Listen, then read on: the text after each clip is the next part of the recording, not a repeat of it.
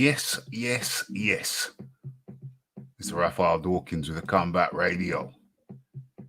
And boom, we are live. Let me turn myself up a little bit in the cans. Okay, much better, much better. Let's get that lined up nicely. Okay, what else do we need to do?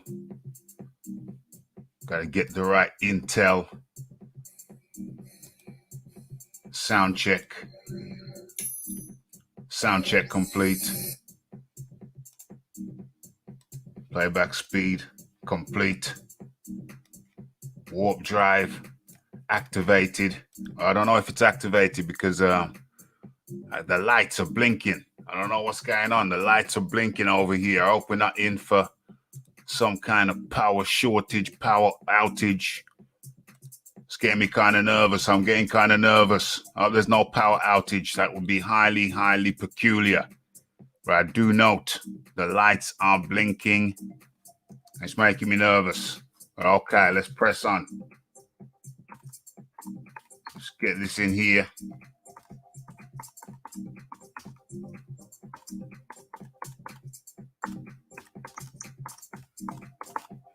Okay, so we got the title now. Boom. It's Boxing Talk with Raphie, 192. And it's a bumper edition, where we look at many, many things, primarily the fights over the weekend. And I'm still not loud enough in the cans. Is that better? 1 2 1 2. Okay, a little bit better. Where we look at the weekend fights, certain weekend fights, the big ones. And we pose the question, since Deontay Wilder has broken his silence, we also pose the question, who spiked Wilder's water? Who spiked Wilder's water?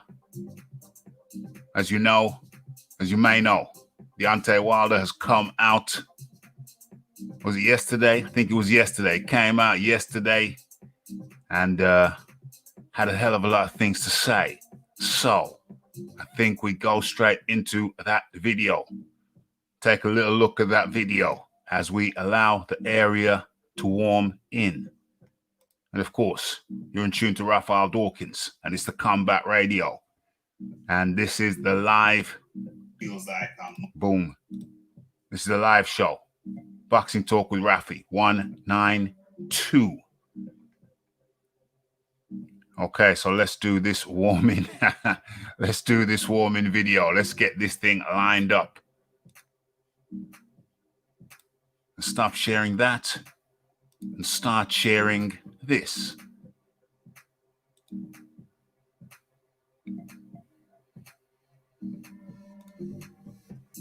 Okay.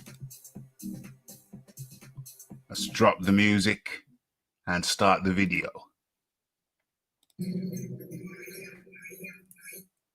Yes, yes, yes.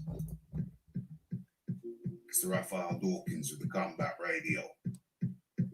And today, I bring you news, the latest news from Deontay Wilder.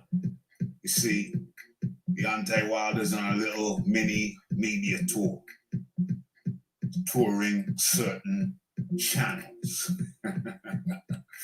certain YouTube channels, and saying certain things. Now, I think long and hard about this. I didn't want to make this video. I wasn't going to make this video because things have gone from the ridiculous to the sublime. Okay. And we've been waiting for a long, long time, waiting around 6 months for Deontay Wilder to break his silence. And now he's broke his silence. He's saying some outlandish things. And, you know, I actually started to feel sorry for the guy because, well, I'll let you hear it for yourselves. Okay, in comes Deontay Wilder. Man, you know, about 15 minutes before, you know, going out to the fight, warming up on the mist, man, I was fucking about to put a hole in the mist. I was, you know, it was perfect. You know, I felt great. I was going in, you know, until I went to the ring, you know, that transformation from the point of coming leaving my dressing room and going into the ring, drinking certain water and stuff and trying to keep myself hydrated and stuff like that, man, I just started feeling weird, you know, and if my water was fighting if I took a muscle relaxer or something like that, which my, you know, after a fight is over with and it don't go in your favor, you're always looking for what happened, what certain, especially how I felt, even when how I felt the referee came, you know what I'm saying? Right. Certain things, the atmosphere just didn't seem right. It felt like something was about to go down and that was going to go up my face.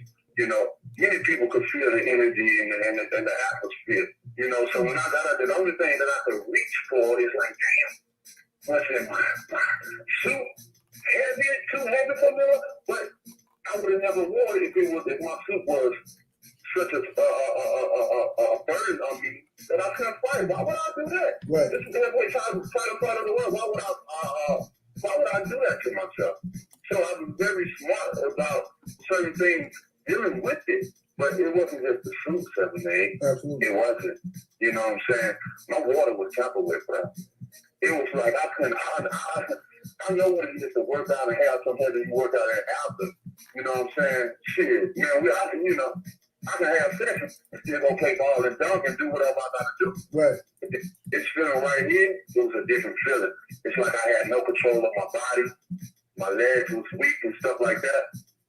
But although my body was weak, my mind was very strong. Boom, boom, boom. Okay, so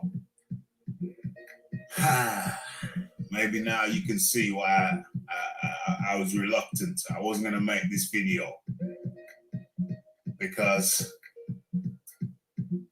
the guy, I don't want to pile on. I really don't want to pile on because it don't seem like the guy is in his right frame of mind.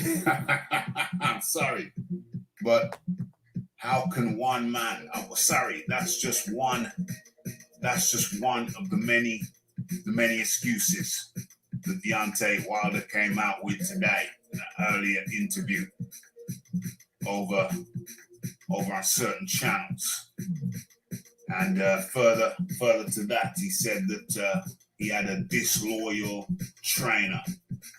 Clearly, he's referring to Mark Breland. And further to that, he said that he heavily implied that he believes the referee was drunk. It's just one ridiculous, lame-ass cockamamie excuse after another, and now it feels like, I'd say, but now it feels like mocking the afflicted. It really does. It does feel like mocking the afflicted, something that someone should never ever do. But with all this long list, I've only named a few, this long list of cockamamie excuses, it really feels like I'm mocking the afflicted. And so I was reluctant to make this video because it seems like the guy is out of his mind. Now, let's look at, the referee's right there. You see him. Now, this guy, what's his name? Bayless. He's been a referee for how long? 20, 30 years, earning good money. And he's going to jeopardize that by coming into the ring drunk. And furthermore, would you step into the ring with a referee who you felt was drunk without raising any official complaint? Has Deontay Wilder lodged an official complaint that he thought that Kenny Bayless was drunk? Has he done that? And if not, why not? Okay, so that's one accusation. The other accusation, that Mark Breland was a disloyal trainer. He goes on to explain. He said, making gestures, to people, other boxers in the audience. Has he lodged any? Well, okay, fair enough. I don't know. Is there a body that he could lodge a complaint to with regards to that? With regards to what he feels was a disloyal trainer? Has he made any complaints to any official bodies regarding the referee, his trainer, who he calls disloyal, Mark Breland, highly respected in the game?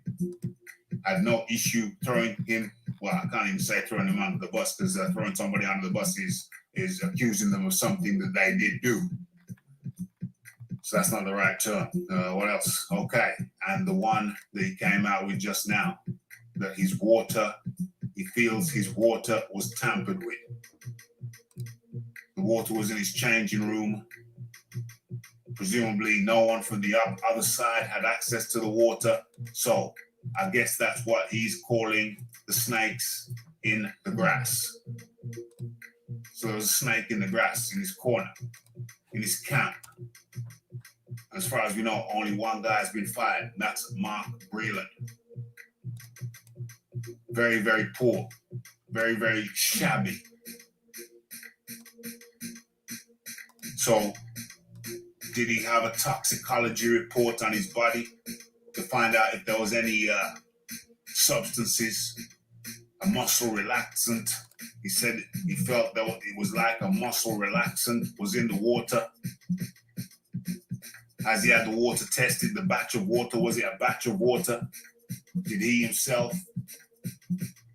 go in for a toxicology report while he was having his autopsy?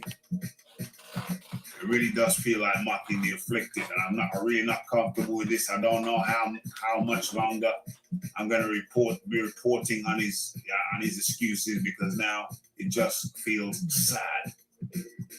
Feels really, really sad. So much more to unpick from this. So much more. But I guess I'll save that for the live show tomorrow or today. It's Monday. It's going to be Monday, the 2nd of November. Deontay Wilder says his water was spiked. Felt like he'd taken a muscle relaxant. And the whole laundry list, a whole other laundry list of, is it reasons or excuses? Now, it's just sad. What say you? It's the Raphie Dawkins, it's the Combat Radio, it's the like, it's the subscribe, it's the comments, it's the shares. And it is the hitting that bell icon to stay updated with news and notifications. And don't forget about the live show. Don't forget to follow me on Twitter. Don't forget to tune in tomorrow, 9 p.m. UK time. That's about 4 on the east. Actually, no, it's 5 in the east. And 2 on the west. The clocks have gone forward, or have they gone backwards? Something's changed. And Deontay Wilder is coming out with a list of excuses which were originally dreamed up by a certain group of channels, and these reeled all of them off, one by one. Does he have a mind of his own? Is he being manipulated? Is he easily led? Is there something mental? Is there a mental issue with this guy? Beginning to feel very uncomfortable. Guy don't seem to be in his right mind. It's the Raphie Dawkins, the Combat Radio. And I'm out. Game. Okay. Let's get this mic lined up a little bit. I put some bike chain oil on my chair. Well, not on the chair. That would be a very, very bad idea. I've lubed the what do you call it? The ball end joint. Yeah, so it should be a little bit less squeaky now. Okay, the director's chair is kaput. Service duty. Now, what music am I going with? Because that music had me in a vibe. What music was I going with? I was going with that, but I've changed my mind. No? Boom. That's the one. That's the lick. That's the tune. That's the tune. That's the tune that's got me feeling in the vibe. Turn myself up. Am I low? Am I low? Am I low? I don't know. Let me do another sound check. Uno momento. Okay, let's go. Hold on. I'm still sharing. Well, let's stop sharing. Stop sharing that. Oh, how rude of me. How rude of me. Let me drop the link in the chat. Boom, boom, boom. Okay. We're going to be talking about some of the weekend's fights. Is it there? Why can't I see it?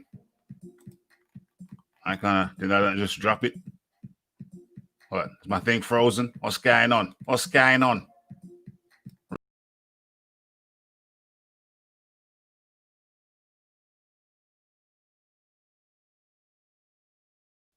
Okay. I'm back in. I'm back. Okay, it's there. I'm good.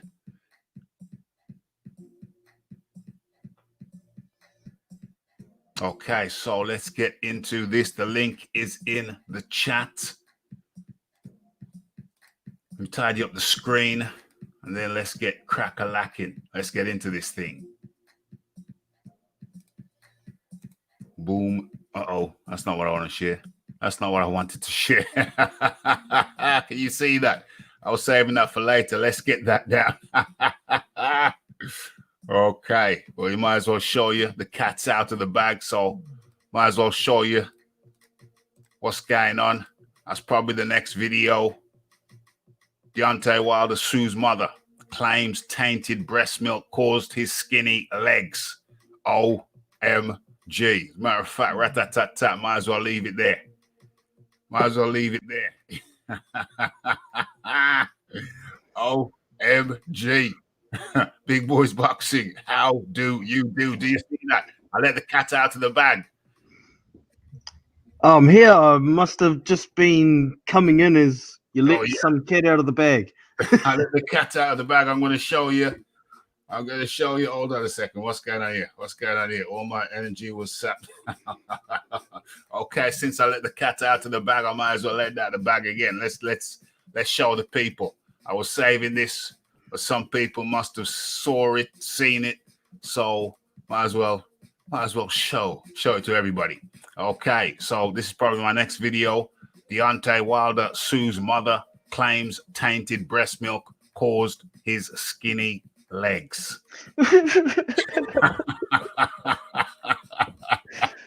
Oh, that's a good meme. Oh dear. There it is. The cat is out of the bag.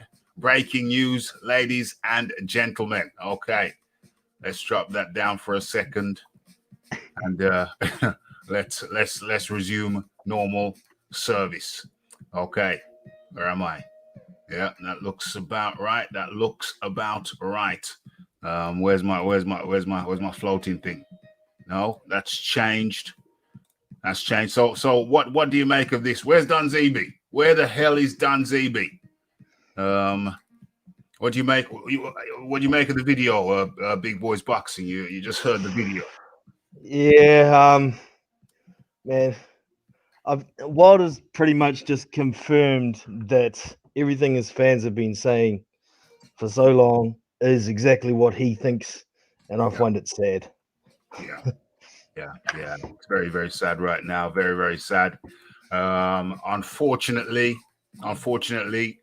Wilder has done this before. Okay, so I think everybody's up to speed. Everybody knows what's going on. Deontay Wilder came out with did a bit of a little media tour over on certain LDBC channels, and what basically he broke his silence. He hasn't really spoken live about the how his perception of the Fury fight, the second Fury fight. He hasn't spoken about it live, but he did so yesterday on a certain collective of channels, LDBC channels. And I think you saw the video, you heard what he had to say. Basically, he said everything that those channels have been saying in his absence. He didn't seem to deviate. He didn't go left or right. He was straight down the line. Everything they said, those channels said about the gloves being loose, the gloves being tight. Now, apparently, there was an egg weight. There was an egg weight which caused Deontay Wilder's, indentation in his cheek. So everything that they were saying, Deontay Wilder came out and said himself. So It's almost like he's latched onto their story, and yes, it's not like it doesn't seem like they got it from him and they've been putting it out. It seems like he's been watching them and he's latched onto everything they've said, which makes me think, is this just a publicity stunt? Trying to get some attention. Well, the thing is, he's done it before. And I was expecting him to do it again. I was hoping he wouldn't do it again, but he did it before. And so unfortunately, he's done it again. I remember the first time he did it, or the first time I remember him doing it, was for, what was that? What was it? When it was when he declined the 100 million or 120 million DAZN offer. When he declined that, even certain channels who supported him, when they heard the news, they said, well, it's on. They said it's on. Even my old buddy, Mr. Aquaman. Even my old buddy, Mr. Aquaman, he came out when he heard the news and said live on his show over there, TBV. He said, well, it's on. It's on. He's got to take it. Somebody said, do you think he'll take it? And he said he's got to take it. 100 million, 120 million, it's on. And so even channels who were loyal to him at that point, when the DAZN offer came out, said he's got to take it. And he went quiet. Deontay Wilder went quiet. I think he declined it and went quiet, or went quiet before it was proven or shown that he had declined it. But either way, he went quiet. And people were waiting for his response. And when he came back with his response was every excuse that they had made why he shouldn't take it. He came out and regurgitated the same lines. So he's done it before. Deontay Wilder has done this before. He goes quiet, doesn't say nothing, and then when he comes back, he's saying almost word for word everything that every excuse those channels made. He came out and reiterated their excuses. Big Boys Boxing. Yep. I didn't think of it like that, but yeah. With regard to that too, I thought he possibly declined it to try, as we've discussed, try and cherry pick Tyson Fury, get that name on his record so he could get more money against Joshua, but that all went wrong, didn't it? Went Pete Tong. Yeah. I don't know what. I think he's latching at straws at the moment. He's been left in the lurch. If that contract has expired, like Bob Arum said, then he's got nothing. He's got no bargaining chip. Sophia's gone. He's got no contracted fight. What's he going to do? So, I see this as a huge scream for media attention to build his name up after so much silence for so long. But I think he's going about it way the wrong way. It's making people turn off. Yeah. I think I won't be discussing this subject much on my channel full stop anymore, because I've been talking about it for so long now. It's just confirmed, and the situation hasn't really changed. Nothing's changed at all. So now it comes down to so another element of the story is that he said that Deontay Wilder, I think I said it in the video, Deontay Wilder said that he blames, or he had a disloyal trainer. Presumably he's talking about Mark Breland. Yep. That's a big contradiction to me. He's gone and fired Mark Breland, who's been with him from nearly the start, and basically because he threw the towel in, but now he's added the spiking the water on there as well. He's been going on about this cheating and Tyson Fury tampering with gloves, but all the time for both fights, Jay Diaz was in there witnessing the wraps, witnessing the gloves go on, witnessing the tape go on the gloves, signed by the Nevada State Athletic Commission, and he isn't doing anything about JD's. He's the man who's supposed to stop any glove tampering happening. Now, if he's thinking when Jay Diaz left the changing room, that's when the glove tampering happened, then Wilder's pointing the finger at the Nevada State Athletic Commission. Now, he's got to be very careful with his words, or he's going to end up in court. Silly comments without proof, in my opinion. Well, I don't think it's unreasonable to ask for some proof. Exactly.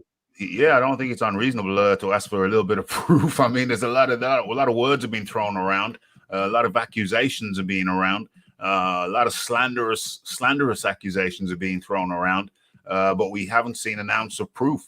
So he levels that against Mark Breland, who is respected in the industry. Whether Wilder is so much respected, I don't know.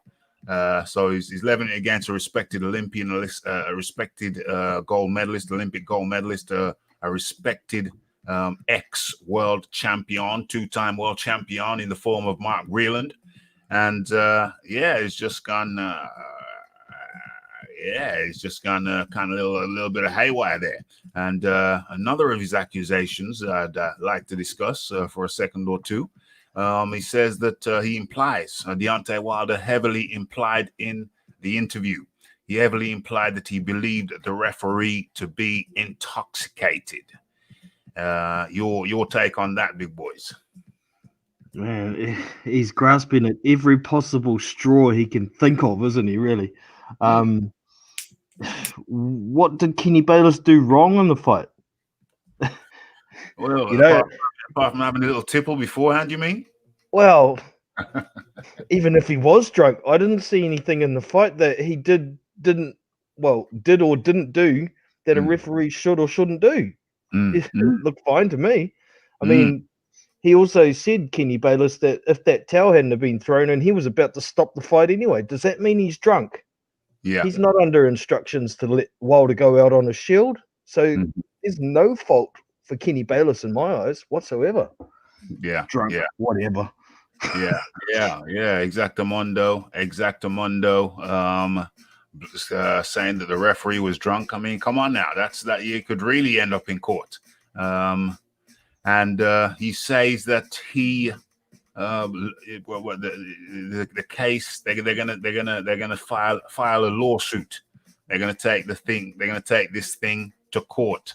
But the question there is, well, what for? Well, exactly, because if the contract because he hasn't said the contract has not expired. Correct. He sidestepped that question, didn't he? Sidestepped it very nicely. So Deontay Wilder has not said that the contract has expired. Tyson Fury's side, what's his name? Bricked up, no disrespect, Frank Warren has come out and categorically said that the contract has expired. He said that Tyson Fury has a lawyer in the UK. The lawyers looked over the contract with a fine-tooth comb and has determined that the contract has expired. We haven't heard from Deontay Wilder that the contract has not expired. So the question then revolves, well, what the hell are you taking to court for? On what grounds? And they never asked him that either. On what grounds is Deontay Wilder saying his side are going to go to court? What's the grounds? What exactly for? Can't be breach of contract if there's no contract. Are they trying to take Fury and his team to court for glove tampering, or is it for paying off a referee, paying the referee's bill to get him drunk, or Are they taking Mark Breland to court? Are they going to take the Nevada State Athletic Commission to court? There's so many accusations that he's made, it's hard to know which one he means in the first place. But I also noticed in the interview, when he sidestepped the contract thing, he thinks Fury should stick to his word of fighting Deontay Wilder. Now, just because Tyson Fury is having another fight doesn't mean that he isn't going to fulfill his word. I mean, the proposed date that Deontay Wilder thought he was going to be fighting Fury on the 19th of December isn't doable for any of the networks. So the fight ain't going to happen this year anyway, even if the contract was still valid. And Tyson wants to stay busy. So he can always fight Wilder next year. I think there's going to be a window for Fury to fight him if Joshua has to fight Usyk. Yeah. You know, but even then, it sounds like nobody wants to put the fight on with no crowds because they want that gate. So how long is it going to be before we can have crowds in America anyway? I'm not putting any money on having crowds in February next year in America. I think it's going to be much longer than that at the rate things are going. Yes, absolutely more. I do see a window of opportunity there for Fury to fight Wilder early 2021. I think the February date is very doable. It would be a voluntary defense. The contract has expired as far as we're aware, so it would be a voluntary defense. But I think that Fury would be happy to pick up another paycheck against Deontay Wilder. And in comes the man like the fight doctor. The fight doctor, how do you do? Is in the house on Rick James status as always. How you doing, gentlemen? Hey. What's up, Raphie? I mean, sorry, fight doctor. How you doing? How you well? doing? How's it going? Yeah, man, it's good, man. Have you heard Deontay Wilder's recent interviews yesterday? Okay, so from my point of view, you are listening to the ramblings of a wounded duck. The man is dealing with injury and not necessarily physical. So I think it should be dismissed as such. Mark Breland is the only person, in my opinion, who was looking out for him the night of the execution, which is essentially what happened. Okay. And he, brought it to a merciful ending. At some point a fight stops being a fight and becomes something else. And the rematch found its way to that point where it stopped being a fight, it stopped being a contest, and it became something else. And look, I'm a boxing guy, and I like to watch competitive fights. But when the fight is over, the fight is over. The fact that the referee has not yet stopped the fight or stopped the contest or stopped the execution or the bell hasn't ring, that doesn't mean you're actually watching a fight or watching a contest. And unfortunately for Deontay Wilder, you were receiving a beating in a fight which wasn't a fight, it wasn't a contest, it was an execution. And listen, I think everyone should applaud Mark Breland for saving Deontay Wilder that night, saving him from himself. Look, nobody is questioning your heart, sir. Now, in the heart category, I think Deontay Wilder has tons of heart because a lot of guys, in the face of the beating that he had received that night, who would have just laid down and called it a day, wouldn't have come out of the corner. But Deontay Wilder is a champion in his heart. Okay? Now, from his recent actions and from what's coming out of his mouth recently, he's not being a champion. He's not displaying that champion heart. But in the ring, he's proven himself to be a champion, no question. All right, and I think he's really demeaning himself by talking all of this nonsense. Just stop. Take your ass whooping like a man and learn from it and become better. Okay, but this is not. He's not doing himself any favors, and it's crazy. I think we should look at this as a guy who is having a hard time dealing with reality, okay? And, America is full of people who have a hard time dealing with reality. Evidence of such is the guy who's currently in the White House, okay? But that's what this is, from my point of view, and look, I'm going to judge Deontay Wilder based on what he does in the ring. Now, everything he says outside of the ring and all this, it's bad, but the man, in my opinion, has the heart of a lion. You can never take that away from him. He stood up and he took a beating that most guys would have folded long before Mark Breland threw in the towel. So that's how I look at this. It's silly. It's stupid. All of this noise coming out of the Wilder camp, post execution, and it is what it is. Absolute more. And Leighton Evelyn just asked me a very pertinent question. He said, Raphie's still paying up if they go to court. Well, myself and Leighton Evelyn. Hold on, who was the third person? Somebody else jumped in. They said they wanted some of the action.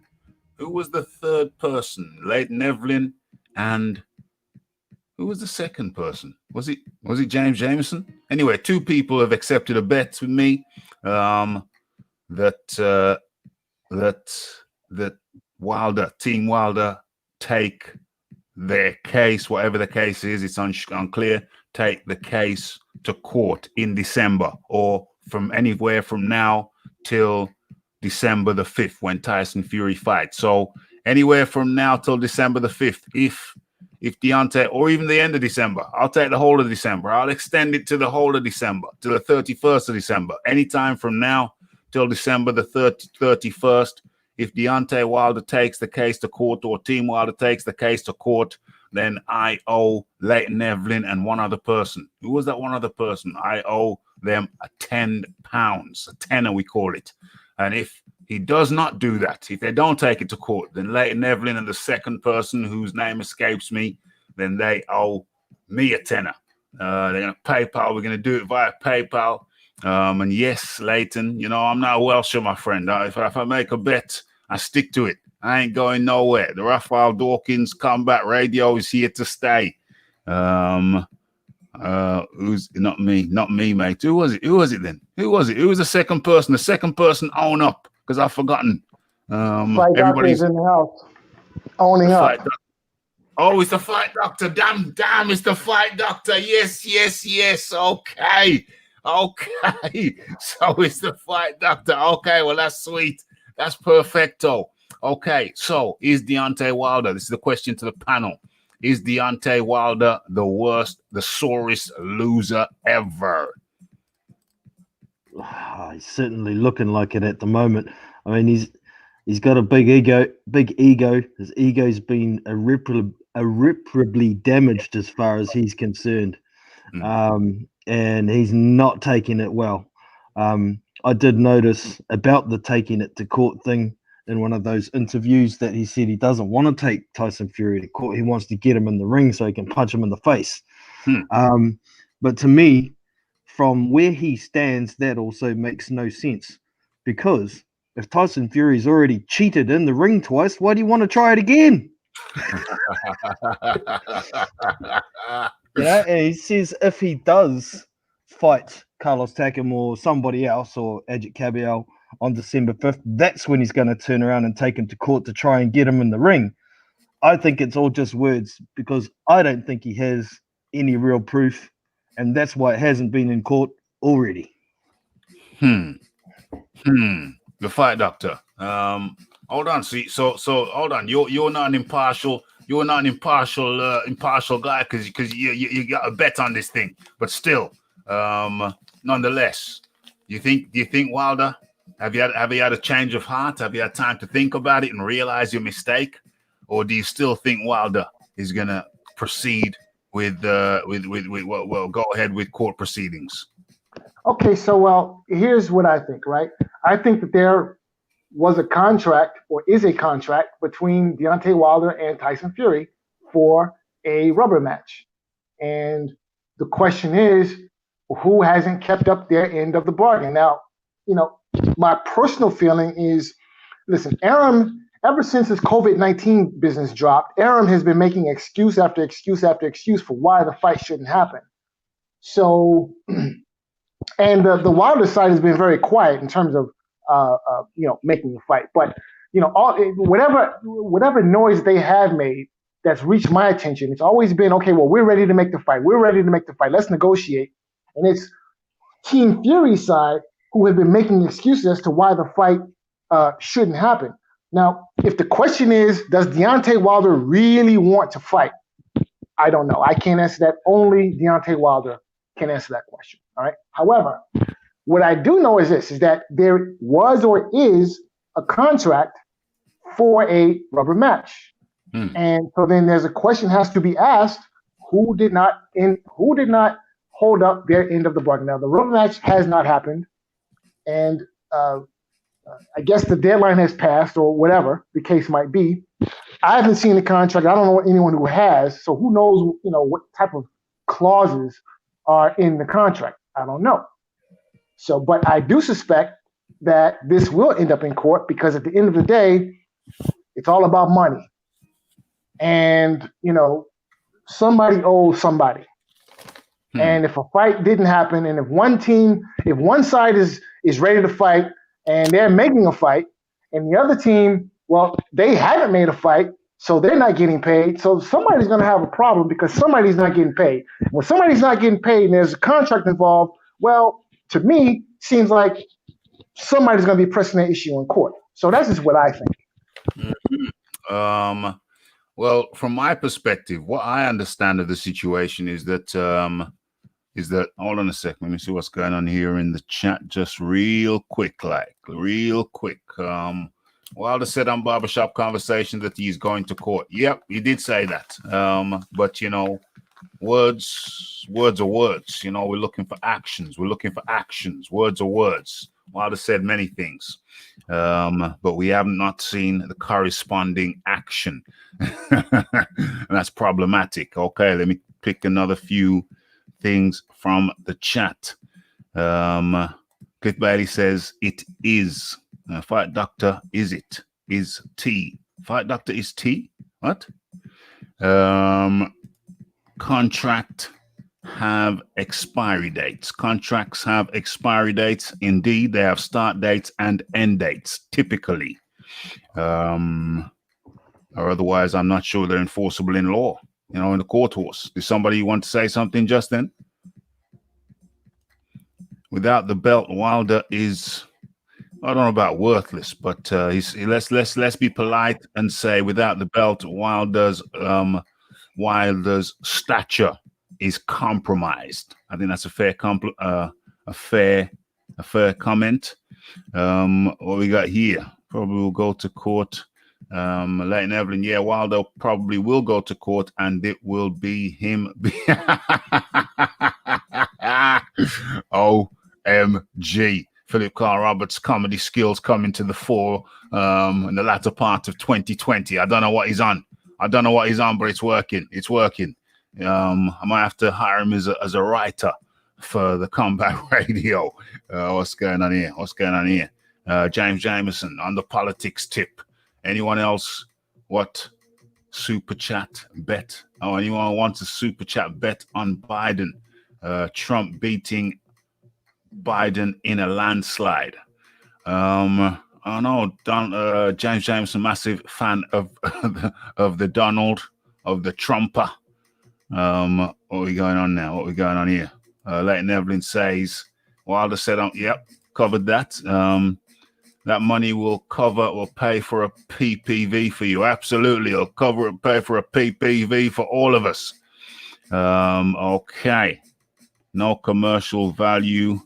Can't, yeah. But Raph still pays up. Hey, I pay up. Don't you worry about that. The Raph is a man of honor, of fine honor. Okay, so what was I going to say? Okay, so we've covered. Hold on, because Glovegate is not over. It's just taken a new twist. The Fight Doctor. Well, let me go to Big Boys Boxing first. Big Boys Boxing. Are you familiar with what they call it? The hand egg? The hand egg? Egg weight. The egg weight. Are you familiar with the egg weight? I've heard the story about it, yeah. Yeah. So the egg weight, I'm trying to look it up while we speak. Egg weight. WEIGHT. Egg weight. Okay, egg weights. It's going to give me more. What the hell? Oh, is that what an egg weight? Oh, no. That's for fishing. That's for fishing. No. I came up with these. He came up with these, but that's not the same egg weight. This is not the same egg weight that Deontay Wilder is talking about. Hold on, let me stop sharing that, start sharing this and show you what it comes up when you type in egg weight in the UK. What comes up is some weights. I think they're fishing weights. You know, you throw your thing in and he weights it down. Some fishing, yeah, lead egg shape sinkers, but that's not what he's talking about when he talks about egg weight. So let's come out of that. Let's stop that and look for the egg weights that he's talking about. Egg weights boxing. Egg weight boxing. And let's see if we can see exactly. Where is it? Oh, there it is. Oh, damn. This is a shocker. This is a bit of a shocker. I didn't know that's how they work. And now Deontay Wilder has an argument. OMG. Let me show you what I have found. He's got an argument now. I didn't understand. Okay, so if you're seeing this on your screen, let me explain. Okay, so this part you hold in your hand, and you see the hook on the top? The hook on the top that goes over a finger. This is a good example. Wait, let me bring this up a little bit. So I don't know if you're seeing it now. But the guy on the right over here, you hold that lump that's in the palm of your hand, and then it goes over the finger. So, like so. Are you seeing that, guys? Yeah, they got it. Yeah, so there's a little bit of metal. So I've been getting it wrong. I thought that he was saying that this element, the thicker part, I thought the thicker part was on the outside of the glove or outside of the fingers, but no. The egg weight you hold in your hand and only the little bit of metal there is what Deontay Wilder has been talking about. Big boys boxing. Is this a revelation to you? Did you ever see one of these before properly? Yeah, I've seen them before. So he's pretty much saying that Tyson Fury's open-handed slap punches put the dent in his face. No. I think what he's saying is that the piece of metal that goes over the finger. I'm assuming the ring. Yeah, the ring finger. Bow down and kiss the ring. I think he's saying that Tyson Fury battered him with a little bit of metal over there. Okay, so if that was in his palm, inside the wraps, right? Yeah. Why isn't JD fired? Well, you see, that's a good question. How is Tyson Fury disguising a big lump of metal like this in a glove? Yeah. I mean, JD was sitting there watching the reps go on with Tyson Fury's palm open, how they do the reps. They start with the palm open so you can get it all around between your fingers. And if JD sat there and looked at an egg weight inside Tyson Fury's hands, then he is the man to be blaming. Right? Yes, of course. Yeah, of course.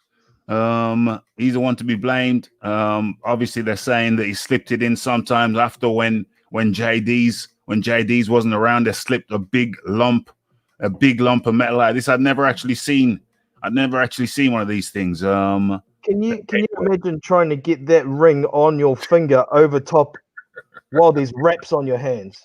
That ain't gonna work. You'll never be able to close your fist. Yeah. The ring would cut into your finger when you put your glove back on. And not to mention, how can he get his glove off with the Nevada State Commission there, put this egg weight in there, and then put the glove back on, have it wrapped back up and signed again by the Nevada State Athletic Commission? How are you going to get that? Crazy. It's mad. It's madness. It's total madness. I'd never actually seen one of these before. I heard it described, so I thought I knew what they look like. I thought it'd be slimmer. Maybe they do a slimmer version, but still, it is totally outrageous. The fight doctor, the egg weight. Yeah, I've got 2 words. Nonsense. Or is that one word? Is that one word? Is that two? One word. It's one word. Nonsense. That makes it even better. Nonsense. I mean, look, let's just say, for argument's sake, that there were some shenanigans going on with Tyson Fury's gloves. Then, in all fairness, there should be lawsuits, there should be criminal charges filed, because this would constitute a criminal act. Attempted murder. Yeah. Okay. Attempt. I think that would be fair. Attempt murder. Yeah. Okay. If there was some shenanigans going on, conspiracy charges, I think it would be all kinds of. Look, there'd be plenty enough jail time to go around. There'd be plenty enough lawsuits to go around. I mean, it would just be a complete and total show. Okay. Yeah. But listen, and not to say that you don't have dirt and all kinds of nonsense going on in the sport of boxing. Boxing is a dirty sport. Yeah. Okay. Let's just call it what it is. And it's always been that way from day one. Okay. But for this level of dirt to take place under the brightest lights and the biggest stage in boxing in front of the world to see, possible, yes. But what's the probability that Tyson Fury would be able to load his gloves in front of the world with literally the world watching, okay, and then go and beat Deontay Wilder with loaded gloves on a world stage in 2019? What's the probability that could happen in 2019? I mean, just think about it. I mean, that doesn't make any $1 million to 1. I mean, how does that happen in 2019? Well, he did put a towel over the camera though, didn't he? Well, I mean, look, I don't know about all that, but you've got the commission there. You've got somebody from Wilder's camp there. I mean, you've got two or three commissioners who are in the dressing room while he's getting his hands wrapped. Okay, you've got the TV, the broadcaster crew. They're watching. I mean, you've got people who have years and years and years of experience watching people getting their hands wrapped, and nobody said anything. Yeah, man, no. I'm sorry, but no. Yeah, look, I would be more likely to believe corrupt judging. Yeah. Than funny business with the hand wraps. You would be more likely to convince me that the judges were corrupt. Okay, because because you don't see what happens, behind the scenes with the sanctioning organizations and the judges and the promoters and how they all wheel and deal and do their business. We don't see that, okay? But we do get to see you get your hands wrapped. We see that. We see that. So no, that's ridiculous. Ridiculous. Goddamn ridiculous. I can't put it any other way.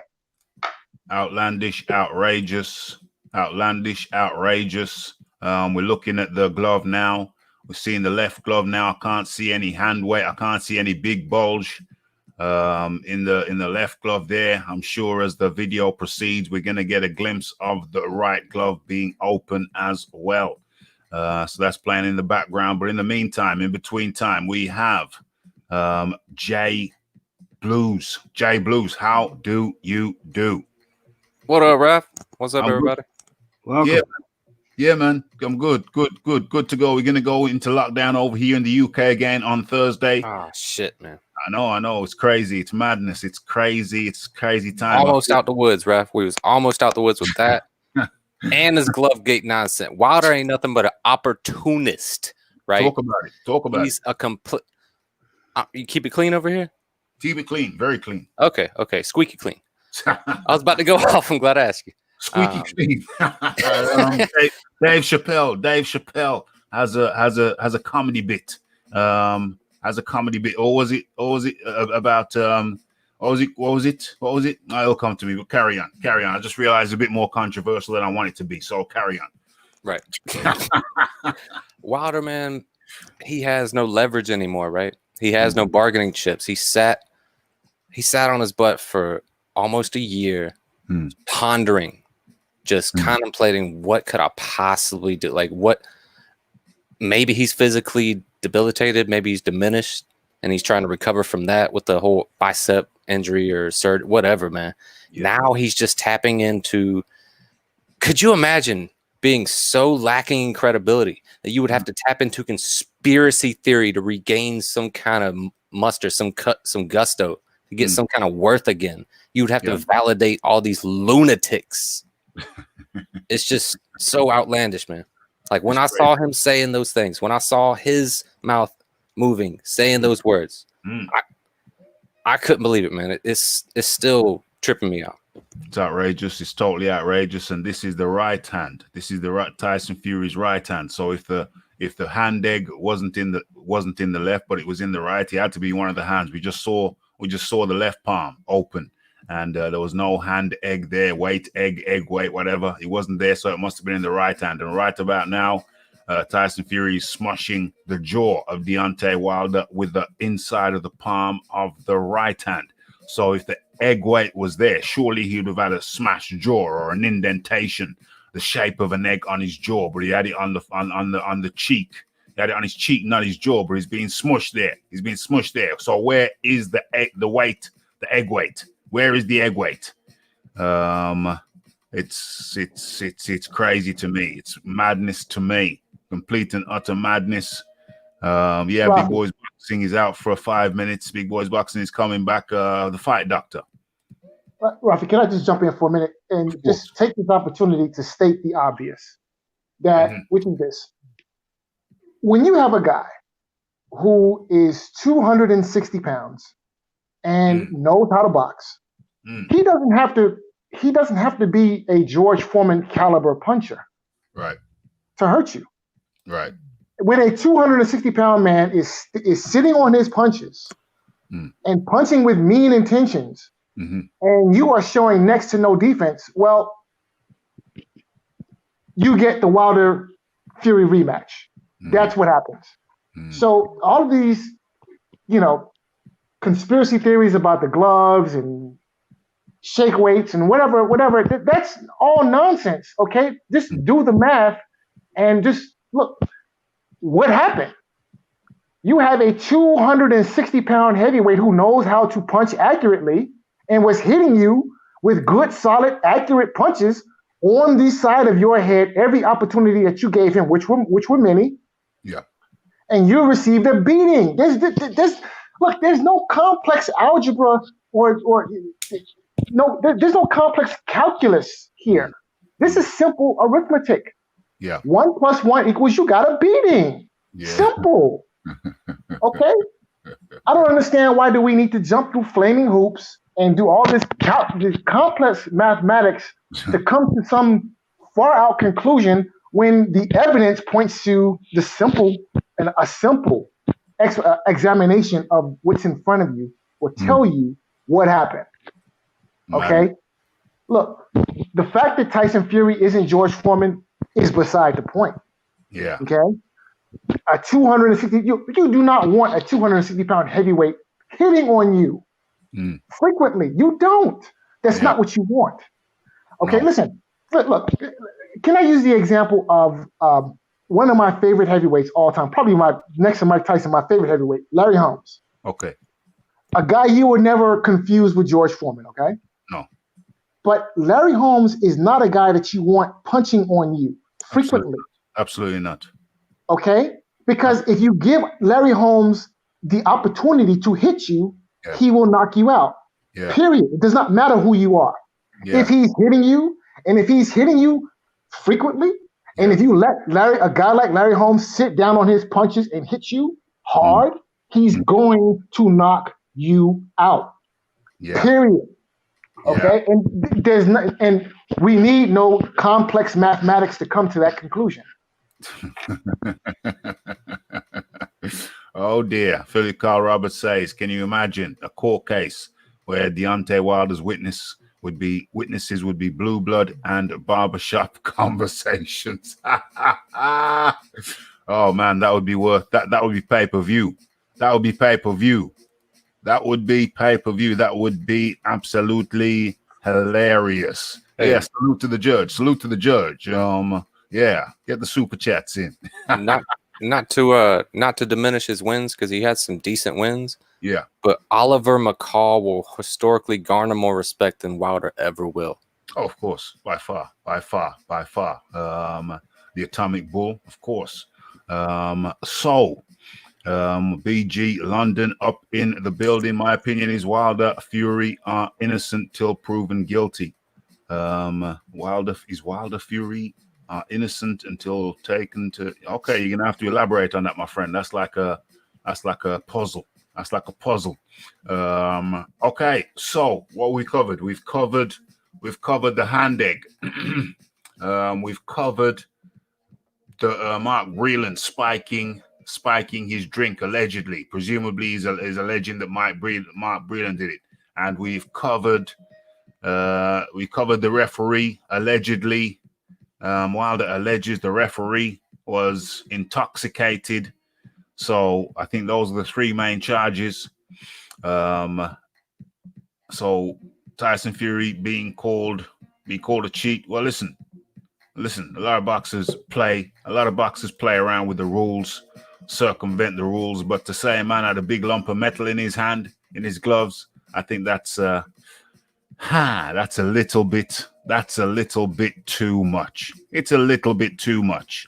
And so in conclusion, in wrapping up this section nicely on the 60-minute mark on the hour, I'm going to go around the table. Big Boys Boxing is back. I'm going to go around the table and let everyone have their final say on this segment. Let's start with Jay Blues. If it really was egg weights or some kind of metal in the glove, wouldn't the swelling be all over his face? Wouldn't his whole face be puffed up like Billy Collins? Good point. Like, dude, it's just one tiny little mark right next to his left eyebrow, and he's talking about that's his dent, that's his damage. Stop it, man. This is grasping for straws. This is the last act of a desperate man. Very desperate. Very, very desperate man indeed. And let's go to Big Boys Boxing. Your final words. Well, first of all, hold on. Before we come to the conclusion, I think it would be remiss of me not to ask the question. So to each panelist. So we know what happens next for Tyson Fury. Tyson Fury is fighting either Ajit Kabayal or Carlos Takam next. We know that much. But what does Deontay Wilder do next? Let's go with Big Boys Boxing on that. Fight for the WBC's new super cruiserweight title. Uh-oh. Is that your serious answer? Or that the joke? That's answer? my serious answer. Apparently, they're bringing that division in around the 10th of December. But you know, the big money. The big money's not there. The big money's in heavyweight. That's why cruiserweights come up to heavyweights. So presumably the big money's not there. So I would say it's unlikely that Deontay Wilder would do that. Would you disagree, Big Boys? I don't know. He turned down $120 million.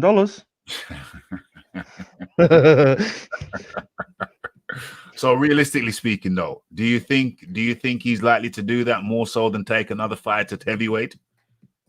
Nah, realistically, I think he'll probably fight Adam Kalnacki or maybe Frank Sanchez once he gets a win over the weekend, something like that. Maybe even Jermaine Franklin, another PBC fighter that's not inside the top 10 of the world. Okay, so that's his next step, and then presumably, do you think Deontay Wilder and Tyson Fury fight in 2021, Big Boys Boxing? Well, I think a lot's going to depend on what goes on, whether it goes to court and whatnot. I mean, this situation, I think Team Fury, Bob Arum, have kind of pulled a bit of a fast one here. I think the contract probably did expire on October 13th, like Bob Arum has said. And I think that the agreed date of December 19th, Team Wilder should have got that fight contract in writing so they had a leg to stand on. But it seems that they didn't. And I can understand from Bob Arum's point of view, after months and months of Tyson Fury being accused of cheating, why wouldn't they try and get out of the fight right now? Why would they want to go and deal with that crap all over again? So, do you think they fight again in 2021? I'll say yes. Maybe March, somewhere there, if that window's open. Yeah. Okay, and the fight doctor. Do you think what's next for Wilder? What's next for Wilder? And does he fight Fury in 2021? So, if Wilder is smart, he'll stay away from Fury, and he'll fight some tune-ups. He will get a new trainer. But I mean, I still think this is going to end up in court. So, I mean, it's hard to say. I mean, that's obviously the biggest fight available to him right now. And boxing is a business first and foremost. And these guys, they have a, limited shelf life.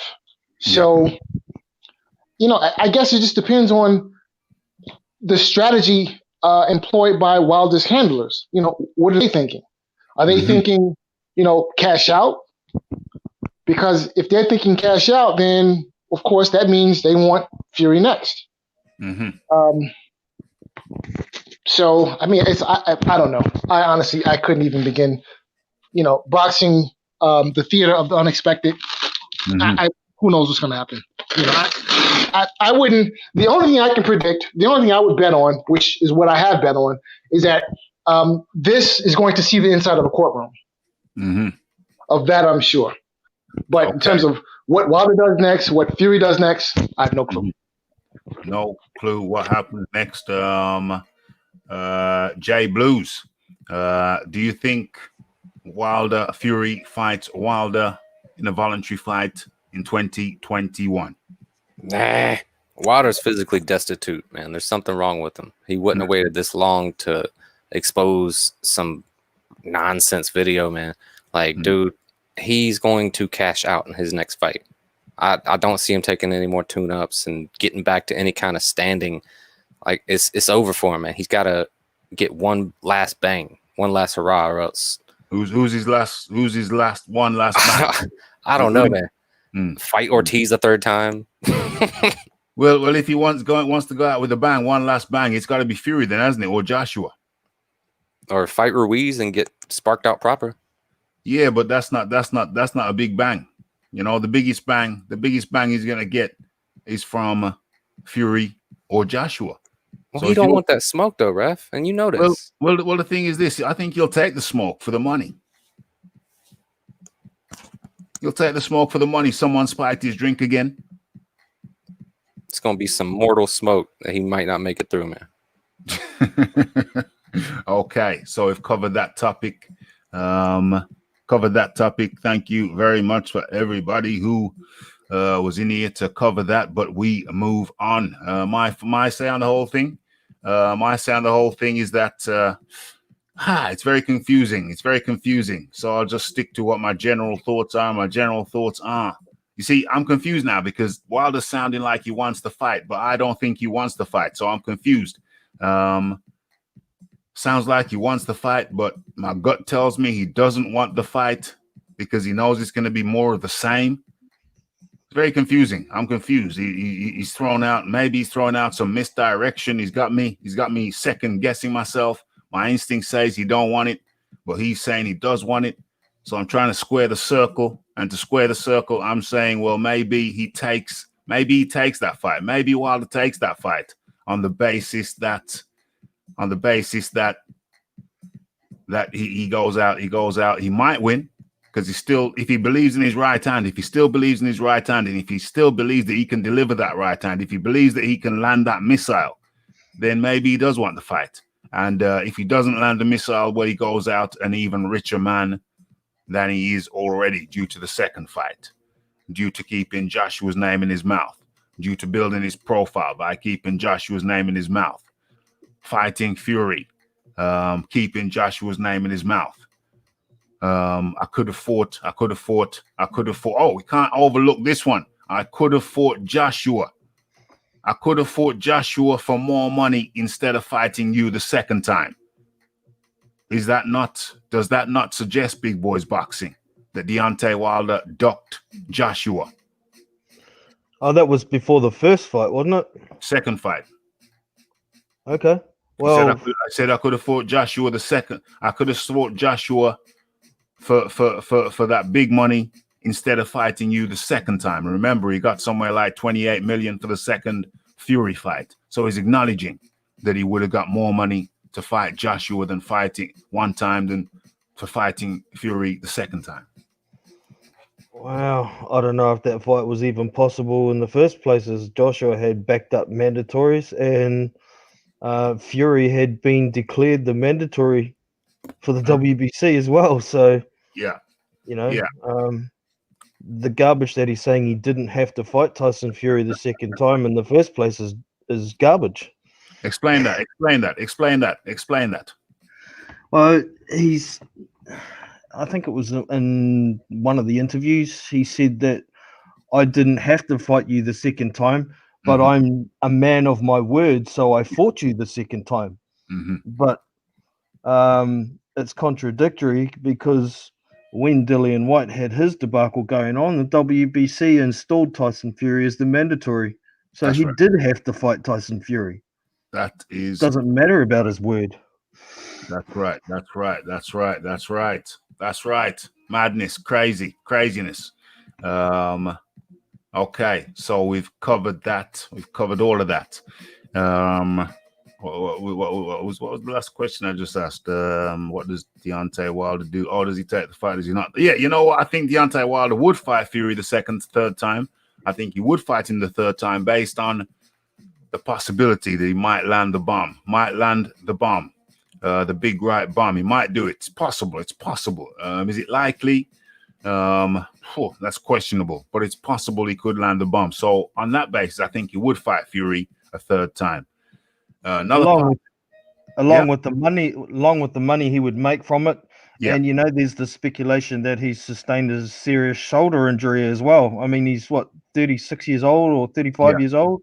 35. So he needs a big payout to finish his career, and I don't think he's scared of taking a loss if it's going to be the last fight of his career. I mean, he doesn't deal with a loss well, as we've seen. Yeah. But and you're right, he does have that great equalizer. If he can manage to land one punch, it could all be over and he could get Sophia back.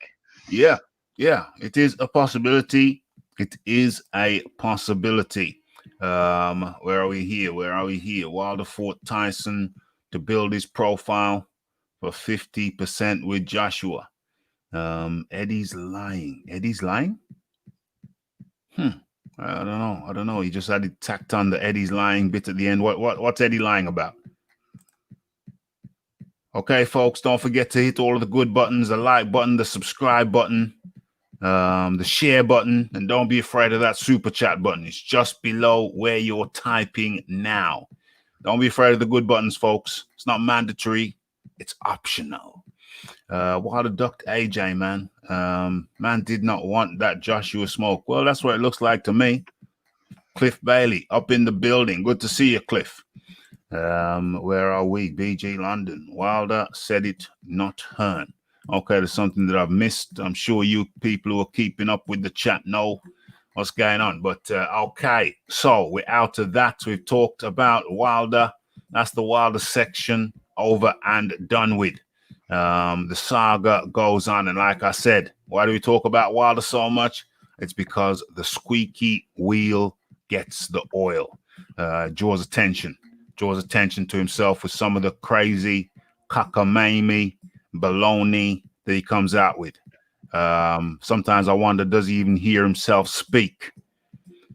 Wilder ducked Joshua by fighting Fury. I believe so. He was fought him for a few million first time around. Got a good wedge second time around, absolutely. But he's got to share that pie. He's got to share that pie out far and wide.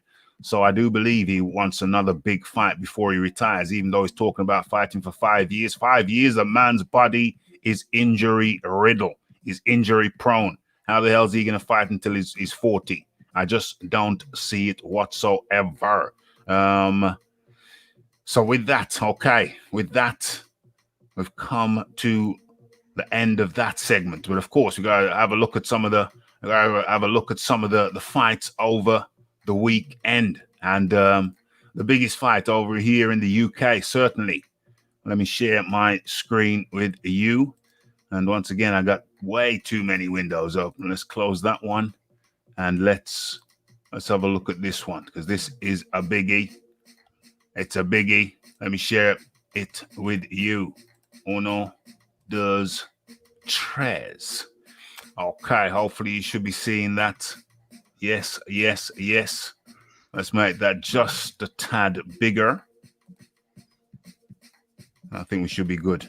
I think you should be able to see this also. Okay, so Usyk's second heavyweight win produces more questions than answers. And that's a song where I'm not going to give it my rendition just now. Derek Chisora arrived at the weigh-in for his bout against Alexander Usyk, dressed like the Joker, albeit a giant muscle-bound version of the normally spindly Batman villain. Hold on, somebody's just popped in. Cliff Bailey is in the building. Okay, Cliff, hang tight. I'll get to you in a second, Cliff. Let's mute your mic for you. There we go. Okay, so let's get through this. So, the gentleman once on Saturday night, Chisora might have behaved more like Bane, but there were elements. Deontay Wilder, the king of boxing, man. So it wasn't Cliff Bailey after all. Damn. You had me tricked there. Dixon Vinegars was in the building all the time, kept it on a down low. Okay, but he must study this show, because he knows the names to use. Okay.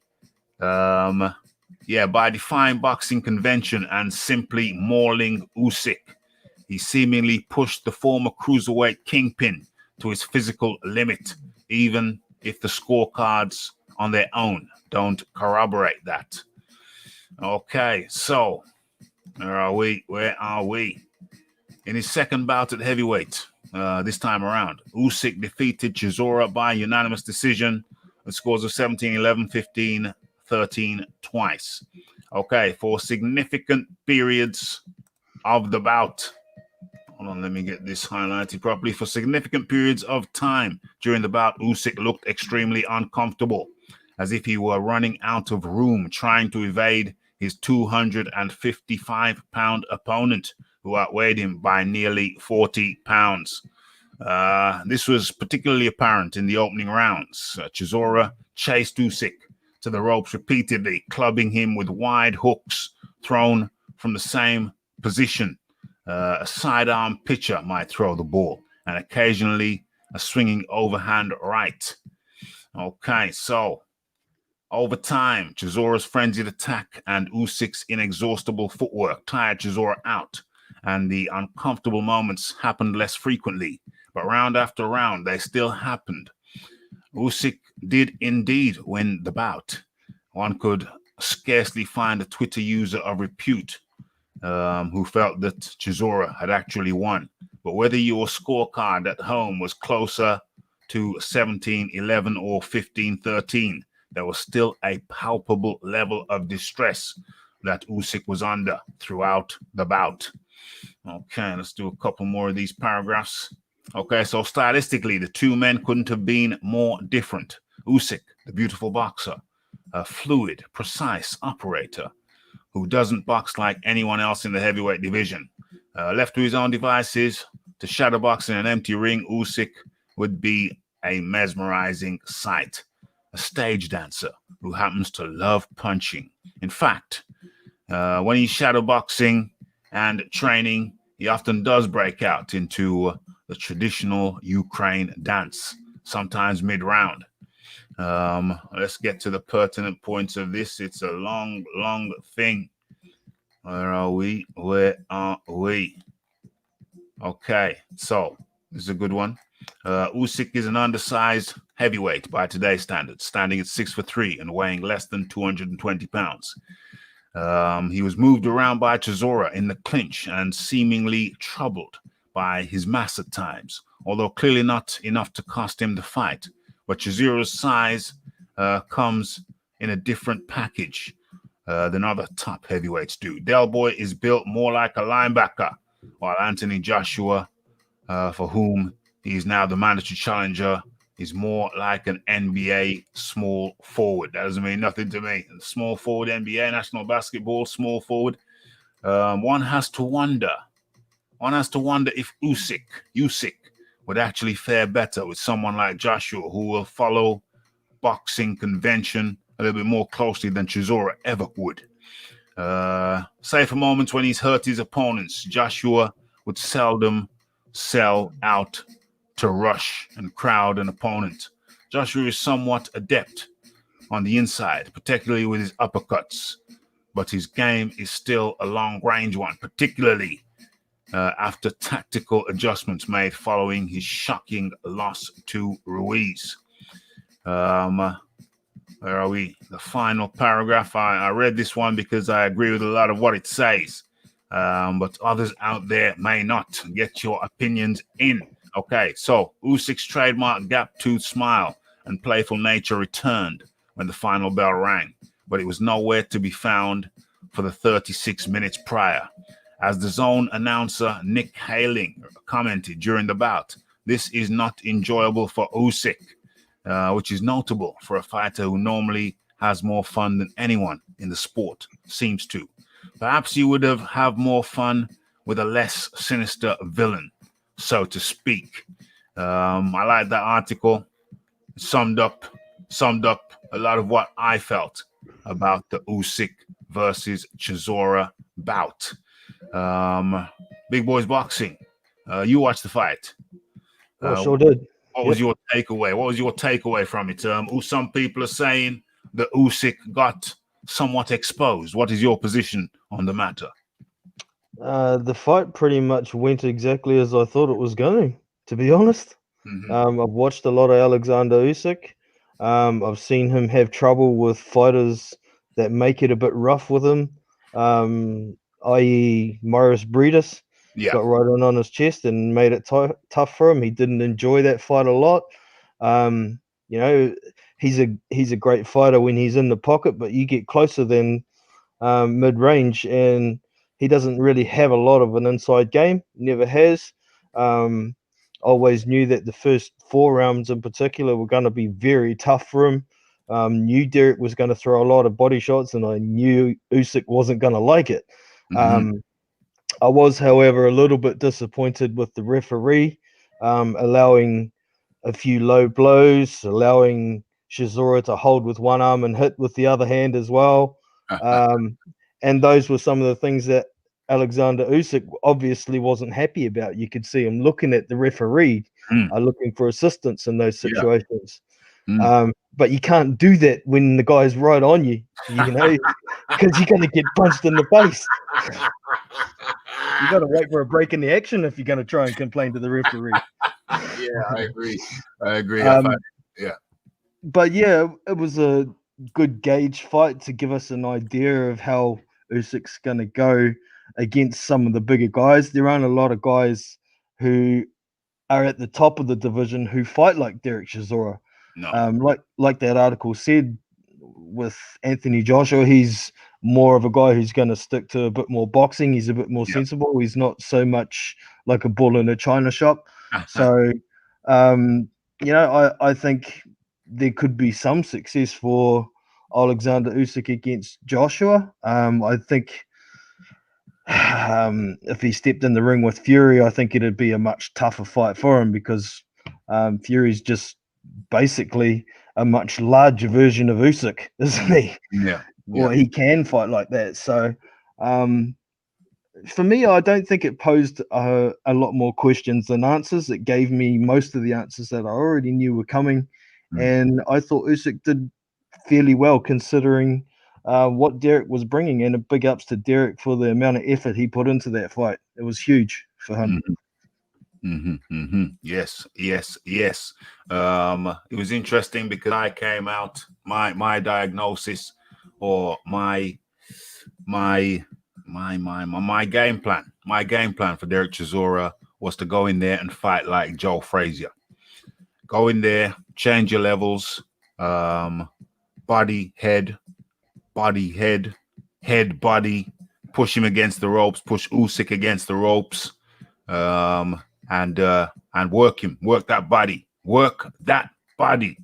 And people said, Raphie, no.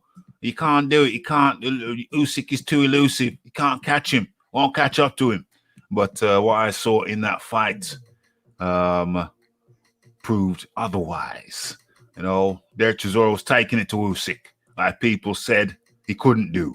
Was catching him in the body, going to the body, just like I said he should. I don't know, Derek, if you watch the show, just write something in. Write something in, because you followed the blueprint that I suggested to a T.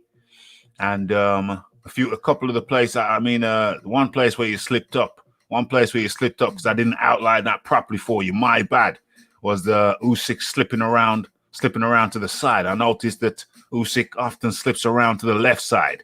He'll come in with a double jab, slip to the left to his opponent's left side. And my diagnosis for that, my remedy for that, is to, when he's doing that jab, duck under the jab, go to the body, left hook to the body, because he's coming around to your left side anyway. So all you got to do is throw a left hook, a low left hook, and he's walking into that. And then so it's a left hook right over the top. Duck down under the jab, left hook, and then a left over the top, all on the left side. So it's a double left hook, one to the body and one to the head, because he's moving around. If he's coming with that double jab, he's moving around, oftentimes to his right, to his opponent's left. So Derek, I'll let you down with that one. What else was there? That was a primary thing. And another thing that I spotted, trying to decode, trying to crack the riddle. Another thing that I spotted with Usyk is that he throws a large amount of arm punches. And then what he does, when you get used to the arm punches, he'll throw a full body punch, which means the difference between an arm punch and a full body punch is the arm punch starts at the shoulder. The full body punch starts at the balls of the feet. And so obviously the latter is more powerful, but he could throw arm punches all night long. And that's how he preserves his energy, his gas tank, with those arm punches. So what I find is I found that fight exceptionally enjoyable, very, very enjoyable to see the man from the Ukraine do his thing, and to see Derek Chisora cope with it far better than most had anticipated, to the point now where I was saying it during the live, is Alexander Usyk underpowered at heavyweight, and is it going to cost him big boys boxing? Possibly. Like you say, he does throw a lot of arm punches. He doesn't really sit down on punches. Even when he's throwing a full body punch, it's still not really sitting right down on it. He doesn't seem to put all his effort into it. However, if he does get someone really hurt and he thinks they're really hurt, he can punch a bit harder than we saw on the weekend, I think. But he's never going to be a guy who's going to knock someone out with one punch, particularly at heavyweight. He was never that guy at cruiserweight even. He's the guy who's going to pitter-patter punch you for the first few rounds, download information, wear you down, and then try and take you out with accumulation at the end of the fight if he thinks he can do so.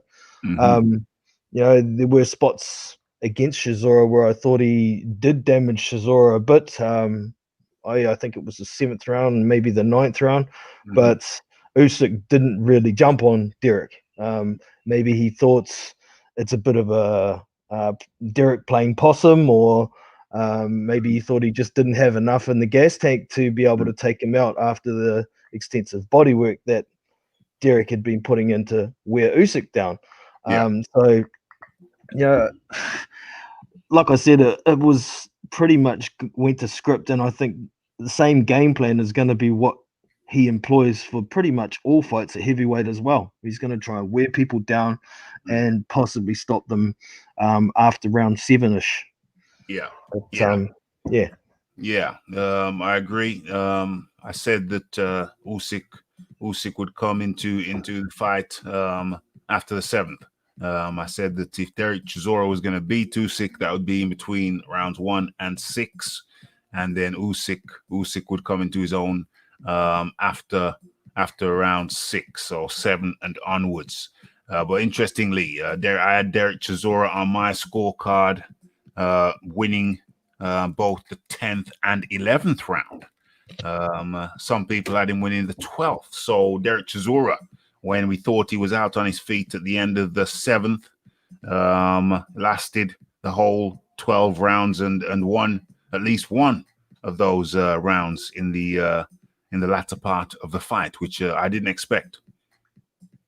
Yep. I had Derek winning the 10th for sure. I thought the 11th was a little bit closer. I still had Usyk winning it on volume though.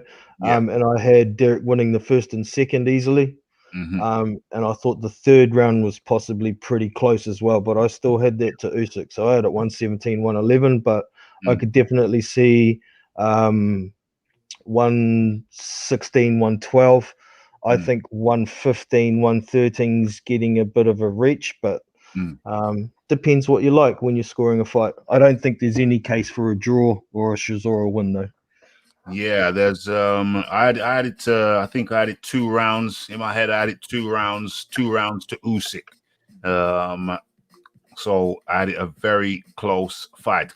I think that what it's shown me, to my mind, is that Usyk is underpowered at heavyweight. And like I said, if you take it to his body, if you focus on his body, well, what was it? John Conte said that ex-champion boxer in the UK once said, I remember watching him as a kid, and he said that his trainer told him, kill the body and the head will fall. And that's as true now as it ever was. Kill the body and the head will fall. Usyk's head is mighty elusive due to his feet. But if you start tapping up the body, it changes the equation a little bit. Big boys boxing. Yeah, definitely agree. And I think it's a certain style of fighter that's a bit of a kryptonite for Usyk. Like you say, that body work. And there's certain fighters that do it, like Derek Chisora, possibly a Dillian White, maybe. Andy Ruiz type, even. Those kind of guys who can bring a lot of pressure and a lot of volume, particularly to the body, could be the guys to beat Usyk. I think some of the bigger guys may have a bit of trouble trying to pour on a body attack like that. The stamina required for that kind of body attack is huge. And also the fact that Usyk is very quick, so there's always going to be a lot of counter punches coming back. If you're not ready for them, they do take their toll after a while. But it's going to be interesting if he does end up getting that Joshua fight. What tactics Joshua employs is going to pretty much determine a lot for me. I think most, even the elite guys, unless it's Tyson Fury, if the fight goes the distance against Usyk, I think it's pretty hard to outscore him. I mean, his punches aren't that heavy. Like you say, he's underpowered as a heavyweight, but they do add up. And when it comes down to scoring and you go to the cards, you got to look at what punches are landed, regardless of how heavy they are. If they're clean and effective, they are scoring punches. The reason I think Joshua knocks out Usyk is because I think that he can be touched. Usyk can be touched. And when Chisora was touching him up, particularly to the head, after he set the foundation with the body work, it was clearly something which, to my mind, was alarming to Usyk. It's almost as if, in my mind, he knows that really he's a cruiserweight, and he knows he can't really be taking those shots from these big bruisers. And I think that Joshua ultimately would touch him up. He would touch him up. I think that Joshua literally could walk to the middle of the ring, where Usyk is, and a little bit of jerky. I'll give you the diagnosis. I'll tell you how Joshua beats Usyk. Walks to the middle of the ring, behind the jab, and step back. A jab and a step back. That means Usyk has to come forward. If you want to hit me, you're gonna have to step forward. Here's the blueprint. Joshua, I don't know if you're listening, but anybody in his camp, Skins or whoever it is, yeah, it's a jab from Joshua. Step back. Get ready to parry. Get ready to parry with the right and come up with an uppercut. You know, that patented uppercut. So it's a jab, step back. Get ready to parry with the right.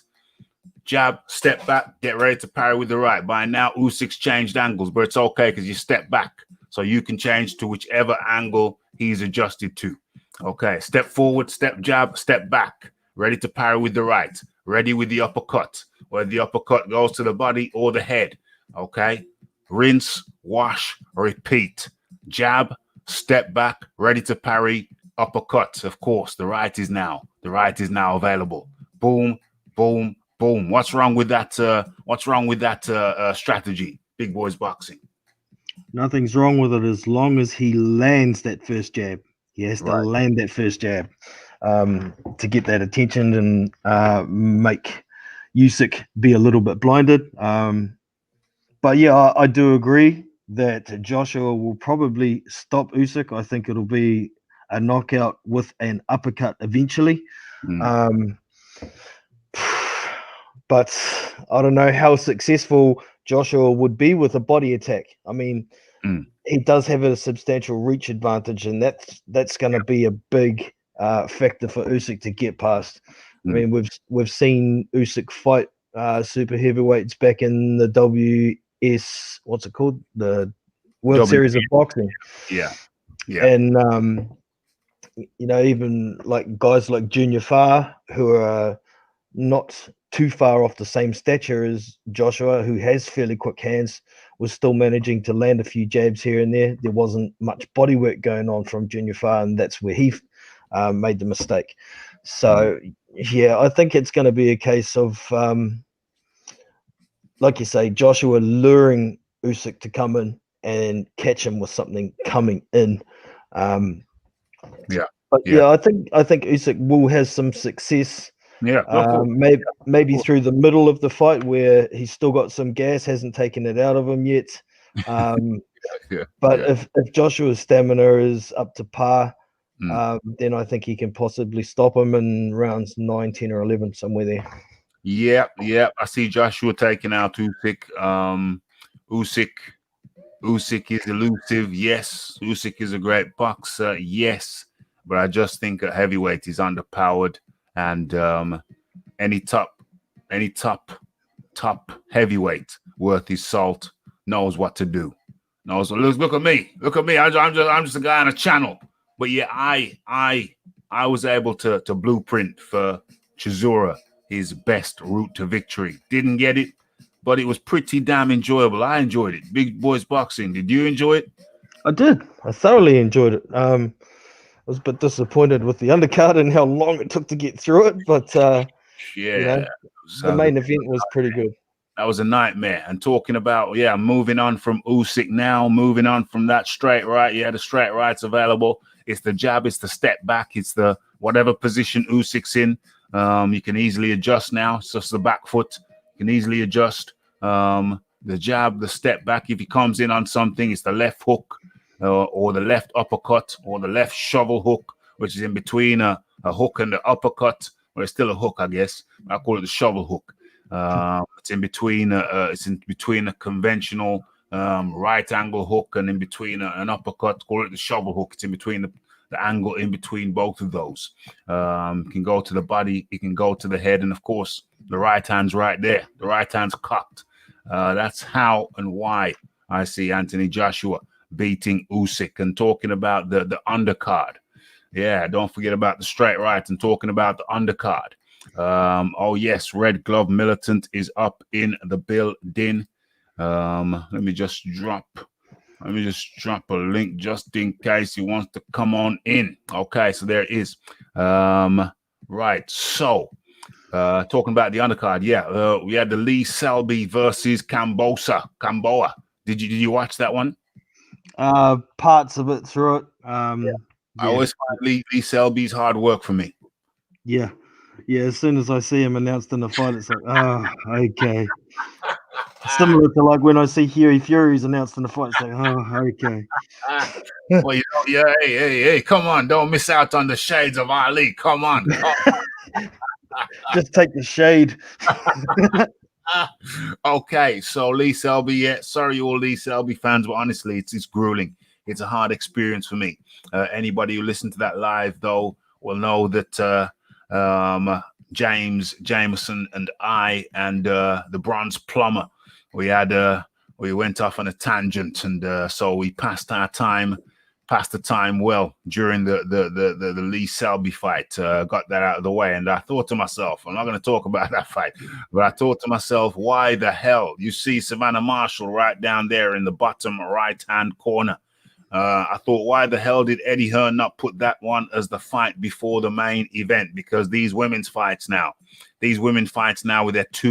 their quick 2-minute rounds, some of these girls, they're very entertaining. I found Savannah Marshall versus Hannah Ranking to be a very enjoyable fight. Big boys boxing. Yeah, I actually watched that one, and I found that one pretty entertaining. I'm not a big fan of women's boxing. I haven't been in the past, but they're winning me over, mate. I tell you, I'd rather watch a women's boxing match than Lee Selby. No disrespect, Lee. Oh, there was also that other girl that was on debut, Ramla Ali. She looks like she's got some good skills, man. She's a skillful little boxer. She is skillful little boxer. Don't know about the power, but certainly the skills are there. Yeah, I'm pity about the quality of her opponent, but it's her debut, so got to give her a pass. That was funny, and even that makes it kind of entertaining, because the mismatch. That little mismatch there was still quite entertaining. I was watching it on and off, as I came in the room. Didn't sit down for it, but that was still entertaining. But Hannah Marshall, now the WBO, what is it, middleweight, I think? WBO middleweight, women's middleweight champion. She's picked up a belt, dropped by Clarissa Shields. And Clarissa Shields has come out and said that she'd be happy to beat up Savannah Marshall in front of her family. Big boys boxing. Is Savannah Marshall's the one who beat her in the amateurs too, isn't she? That's right. Yeah, so there's a bit of unsettled rivalry to sort out there. So let's get it. I'll watch it. For sure. Absolutely. So Savannah Marshall, trained by Peter Fury, of course. Yes. And I like the girl's movement. I really like her movement. I like her punch selection. I like the way she tries to punch. She tries to throw every punch in the book in every fight. Yeah. Every fight she dusts out those punches, mate. Punch variety galore. The 2 minutes kills me, but it's important. 3-minute rounds would be too dangerous. And it could result in the boredom. I'm more than happy with those 2-minute rounds. Keep the 2-minute rounds. If it's a good fight, you can't wait for the next round. If it's a bad fight, it's going to be over soon. It's the best of both worlds.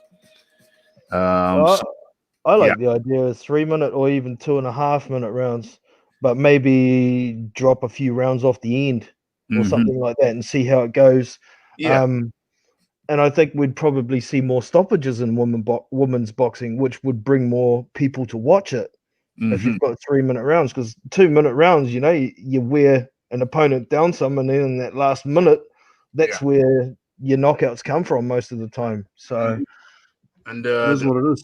Yeah, the converse argument to that is because you don't get to get that tired with the extra minute. It's safer for the ladies. Well, it's no more dangerous to women than it is to men. I can't see why it's any more dangerous to women than it is to men. And what about sexual equality these days? Well, I think it's a dangerous sport, and I think the women's game having 1 minute less makes it safer for the ladies, but it is not equal. So if it's equality that is the aim, then you got to take it up to 3 minutes. If it's a safety thing, then keep it at 2, or maybe take it up in increments, maybe 2 minutes 20. And if that's fine, then 2 minutes 40.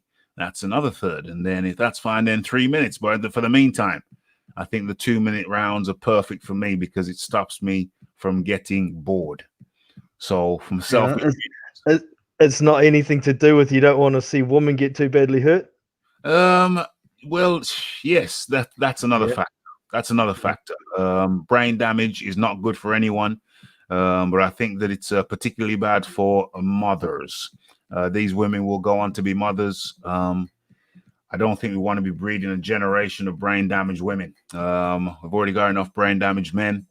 Let's maybe have one sane person in the household, perhaps. Fair enough. That's my thinking. We need at least one sane person per household, theoretically, ideally. Okay, so what's going on here? BG London, Savannah Marshall is holding up the Shields fight. Is she holding up the Shields fight? She just won the belt, my friend. I don't know if she's holding up if she just won the belt. But yeah, certainly, I'd be happy to watch that. Not going to go into an analysis of what I think would happen just yet. I need to study both. I need to study Clarissa Shields a little bit more because, to be honest, I don't tend to watch Clarissa Shields fight. And when I do watch her, I tend to find her to be underpowered. So, boom, that's my view right now. So I'm not going to get into any detailed analysis until I do a detailed analysis. Okay, so Shields is now Marshall's mandatory, though. Could happen soon. Boom, boom, boom. Okay, so that's Marshall. What else do we want to talk about? We talked about Usyk. We've talked, OMG. How could we not talk about, did you see the, what's his name? Little Davis versus Santa Cruz. Did you catch that fight? Big Boys Boxing. I did. Tank Davis and Leo Santa Cruz. It was a little more competitive than I thought it was going to be. So a big credit to Leo for not showing any kind of fear, as many people thought he was going to. But he was stepping to Tank and landing some good combinations after that first round. The first round, I thought, oh, here we go. It's not going to be long before Leo's sprawled out on the canvas. But he started turning it on in the second. And I thought he was actually doing pretty well throughout the fight until he ended up backed up to the ropes and started trying to exchange with Tank while he's backed up to the ropes. Bad mistake. And that's when that big left uppercut came and put those lights out very dark. Yeah. What? How would you rate that as knockout of the year? How would you rate that as a potential knockout of the year? It's definitely right up there. I'm just trying to think of what other decent knockouts there have been of that caliber this year. There hasn't been many. Of that caliber, we're looking Povetkin White. Yeah, that's probably the only one that I can think of off the top of my head. Well, what about what were those two fighters? They fought, and it was a knockdown in every round, or 2 knockdowns almost. Oh, yeah, that was a great fight. I wouldn't call that a knockout of the year. That one should be fight of the year. Definitely. They both went down like 4 times. Yeah, that's right. I can't remember who it was either. Yeah. Anybody you remember in the chat? Who that fight was? I think it went 5 rounds. There was knockdown in every round. Anybody remember the names of those cats? Put it in the chat. The Savannah Marshall, I didn't even know she was married. I'd maybe like her less if I'd have known that. Raphie's joking. That's not game meat, Raphie. Leave it alone. Leave it alone. Put it down, Raphie. Put it down. Zabida versus Branachik. Yes. Branachik. Yeah, that was it. That was the one. Red glove militant. Povetkin over White KO of the year, says Don ZB. I don't know. I think Battering of the year. I think Battering of the year goes to Fury though. You stirrer. Well, I'm just giving back to Don ZB because look who he picks for KO of the year. You know what I'm saying? That's some motive there. But definitely Don ZB, battery of the year, tenderized ribs of the year, crack in the crack cheek of the year. Definitely goes to Fury. Got to give it to the guy. No, Len Evelyn comes to the rescue. No, mate, Savannah ain't married. She ain't married, so stop spreading false allegations, mate. Stop upsetting Raphie. Okay, the Raphie's joking. Come on, guys. Come on, folks. So I'm looking at every corner of this thumbnail. We've done Deontay Wilder, and he's a slew of allegations. Says he's going to take Fury to court, but he didn't say the contract had not expired. So, that's some kind of, you have to watch the words the person says. Taking to court for what? That was a pertinent question, and no one asked it. Okay, so we covered that. We've covered Usyk versus Chisora. I think that Usyk was exposed as underpowered. We suspected it, but we saw it. We saw it with our own very eyes. It don't mean he's no good. He's very good. He's a highly accomplished boxer, and that he remains. But, it's horses for courses, and now he's in the heavyweight, and now he's had that fight. I think there's a lot of people who were unsure, who are now would love to step in there with Usyk. Every riddle every code can be cracked. And I think I've got some ideas how to solve the riddle of Usyk. We've looked at Santa Cruz and Davis, little Tank Davis. It's going to be interesting to see what Tank Davis's next move will be. Okay, and as we heard, I have to say this. I heard that Floyd Mayweather said that Tank Davis versus Teofimo Lopez, in that matchup, Tank would be the A side. Big Boys Boxing. Tank would be the egg side against Teofimo Lopez if they were, or when they are to meet, if they were to meet now. I believe he said for that fight to happen, Tank will have to be the A side. So he's implying that at present it can't happen because Tank isn't the A side. So Tank's got to get himself into a position to be the A side. So how's he going to do that? And I think that also applies to Vasyl Lomachenko. He won't fight him unless he's the A side as well. So why has he got to be the A side? What does that mean? How does that work? I don't know. You'd have to ask Floyd Mayweather that one. He wants the biggest. He wants the biggest slice of the pay-per-view. Obviously, he wants the bigger part of the purse. He wants to pick the gloves, the venue, all that sort of stuff. But I can't understand how Tank's going to become the A side without fighting either Teo or Loma to get to the A side status. Yeah, 100%. I hope it's not more ducking. Sounds like more ducking to me. Okay, and so we've covered that, and Don ZB is in the house. Don ZB, I'll get to you in a second. We covered that. We've covered Savannah Marshall. What have we missed? I don't think we've missed anything. I could talk about the Inoue fight, but I didn't watch it closely enough to talk about it. So Jaime Munguia and Turiano Johnson. Did you see that one? I never watched that one. I know that somebody got their lip busted. Yeah, Turiano looked like he had 3 lips on his face after taking multiple uppercuts. Oh, jeez. Oh, I saw the cut. It didn't look very pleasing at all. Didn't look very TV friendly, but hey, it's boxing. Things get split open. People get cracks in their cracks. That's just how it goes. So we've covered everything, but we've got a little bit of dessert. We had the starter, we've had the main course. Now we got a little bit of a dessert coming up. Don ZB, what say you? Come on through. Come on through. Your guy, your king. What's up, big boy boxing? You know, I'm king. I'm here trying to have a good time. You know, your king has spoken. I forgot why don't we troll and insult Wilder and just basically have a good time, right, Raph? We're having a party over here. We're having a party over here. Somebody crack another bottle of Bollinger. You talking about trolling? Come on, man. Who trolls more in boxing other than Deontay Wilder? Who trolls more than him?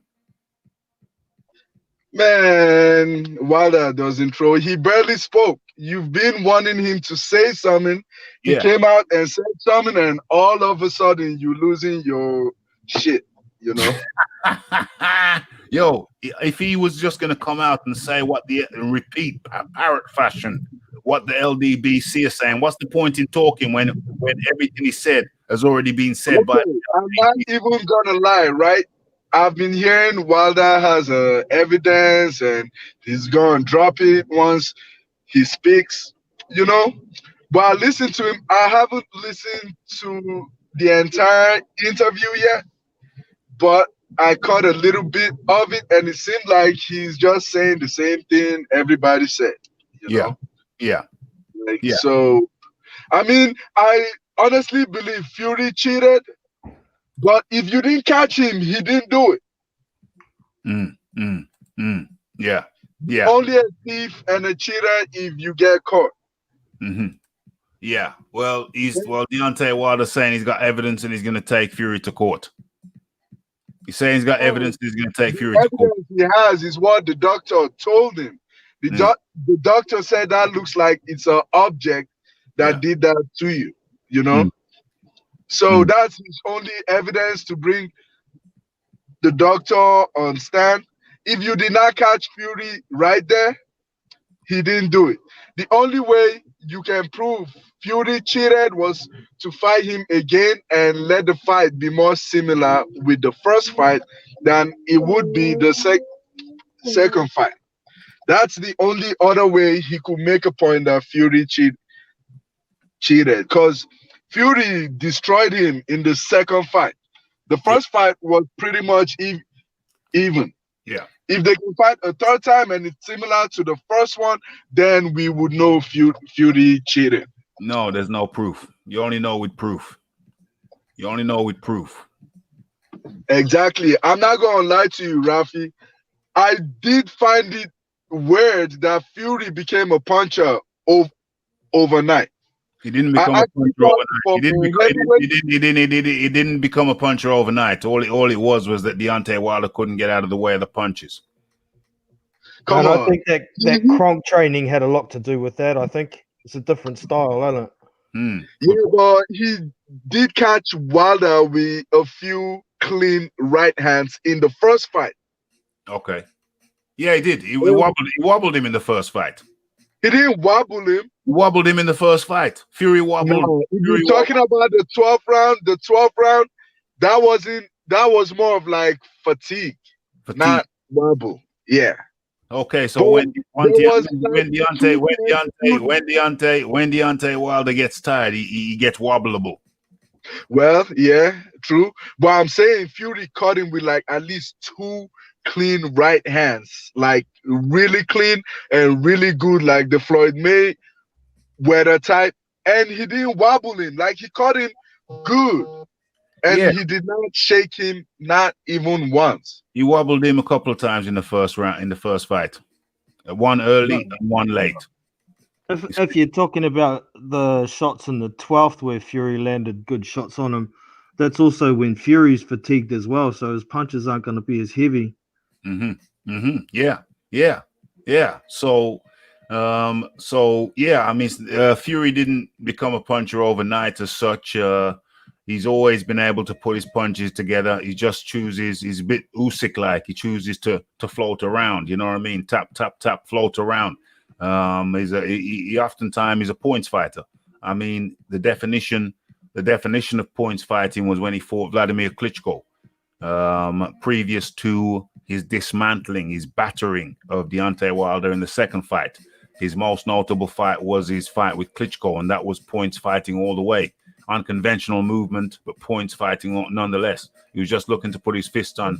He's just looking to touch Vladimir and then escape. touch Vladimir, escape, touch Vladimir, change angles, touch Vladimir, escape, touch Vladimir, tie him up, touch Vladimir, pull his head down, touch Vladimir, change angles. That was all about points fighting. It was all about points fighting. But when, for example, when he got dropped by Cunningham, he got back up and he wanted to finish him. He wanted to punish Cunningham for dropping him, and he put his punches together then. So there are times against Chisora the second time around, when he stopped him, he put his punches together then. So anybody saying that Tyson Fury has never put his punches together and stopped people, they're not being factual.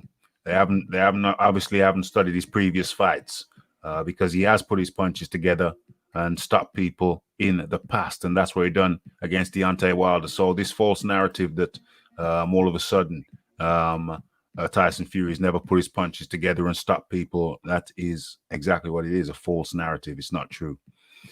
Sorest Ortiz wobbled Wilder also. Yep, carry on. Yep. I'm gonna have to roll, Raphie. So man, it was good. Thank you.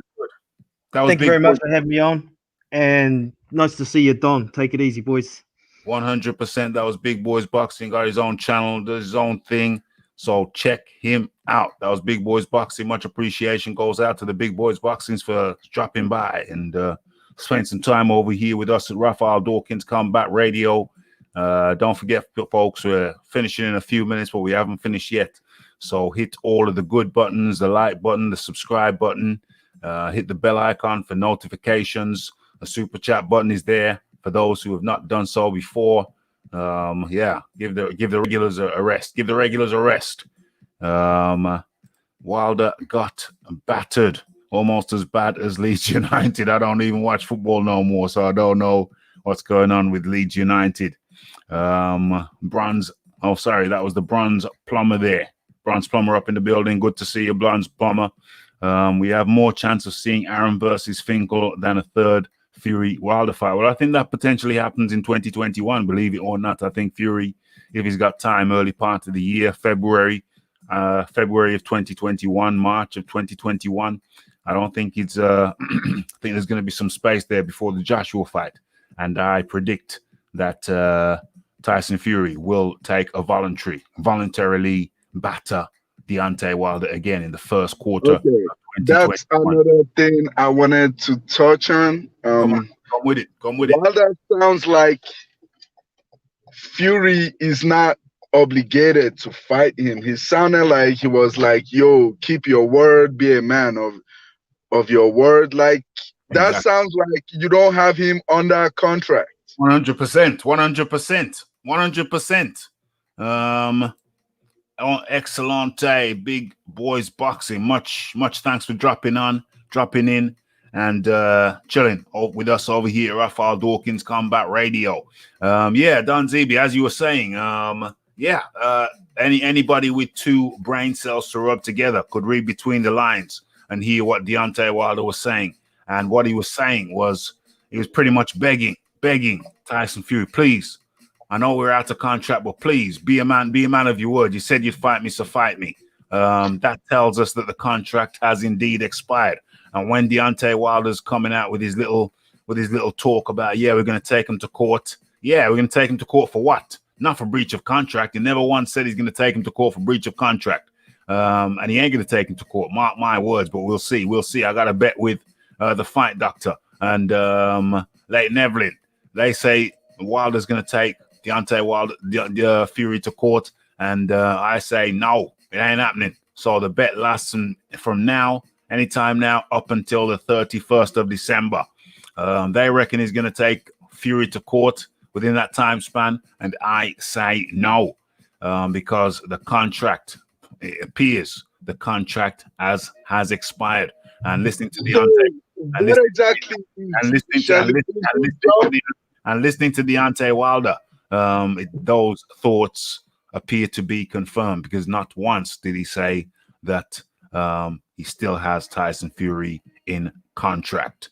So what exactly is Shelly Finkel's job? What is his job? He's the manager. He's the manager of Deontay Wilder. What's he doing for Wilder that Al Heyman isn't doing? Well, where was Al Heyman when Deontay Wilder was? Well, Shelly Finkel picked up Deontay Wilder straight from the Olympics. Remember, Al Heyman was not in the picture. So what Shelly Finkel has been doing is what Shelly Finkel did was Shelly Finkel guided Wilder safely through the shark-infested waters of the heavyweight division, avoiding any danger.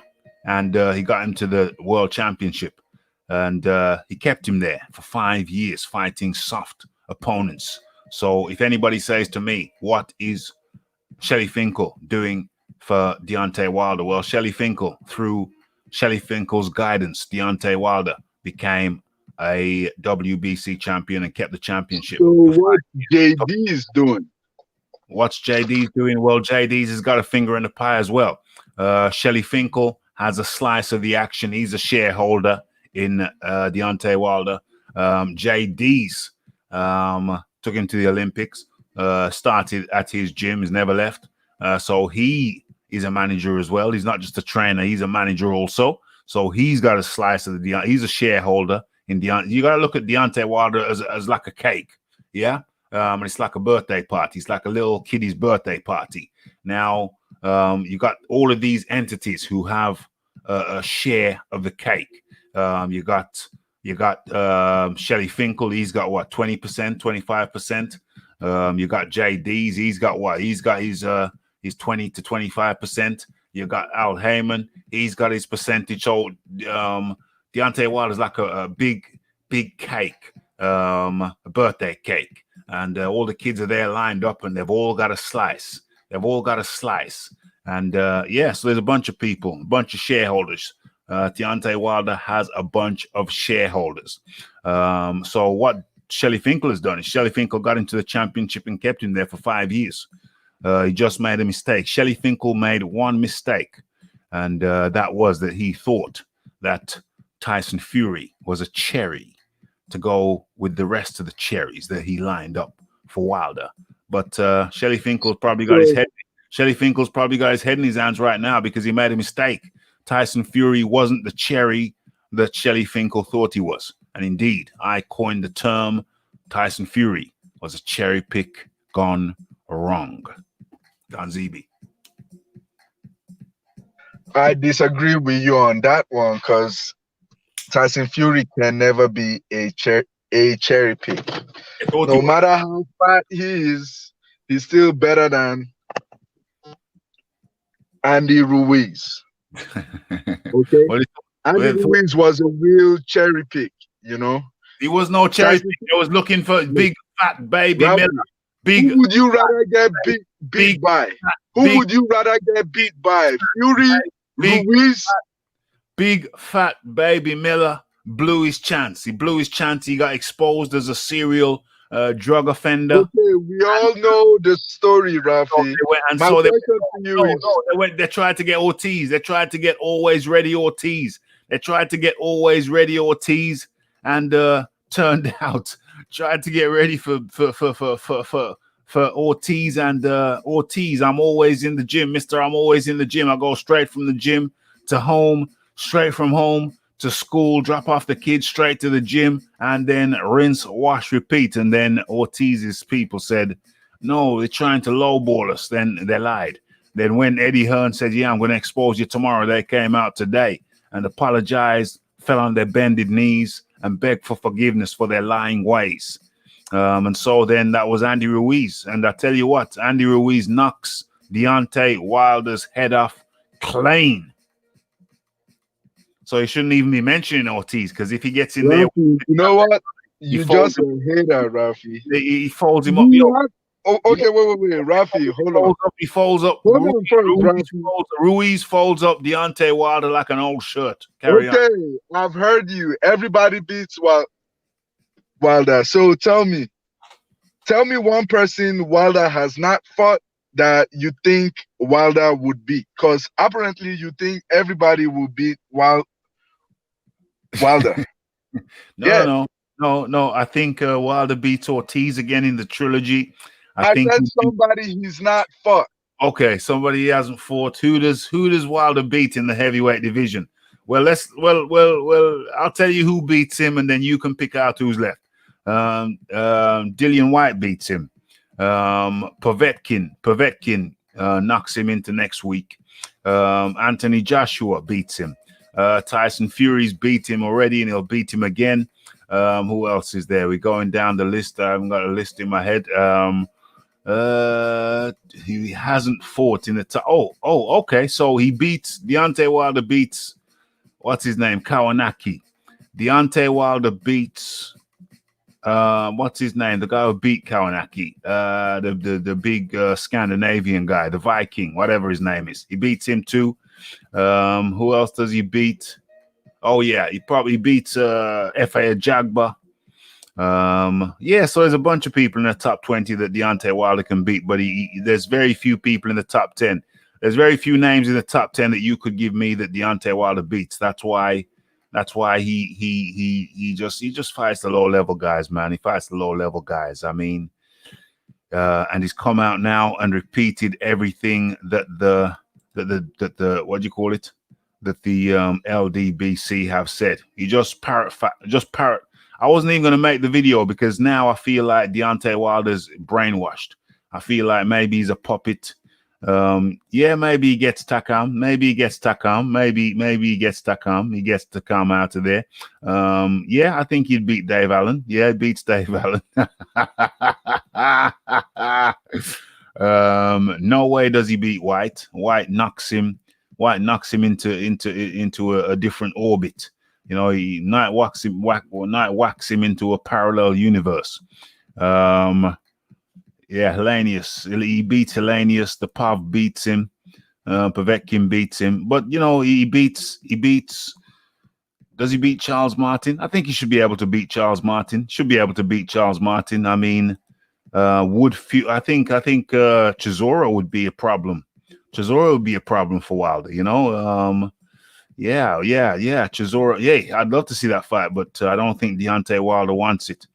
I think Deontay Wilder edges out Danny Williams on points. I'll give him Lovejoy. I'll give him Dave Allen. Yeah, so there's a bunch of people Deontay Wilder beats, but not the top guys. So that leads me to think that retirement is just around the corner if he's not already retired. For all I know, he might be already retired. He's talking about going for another 5 years. The man is injury riddled. He's riddled with injuries. Going for 5 years, you must be out of your damn mind. But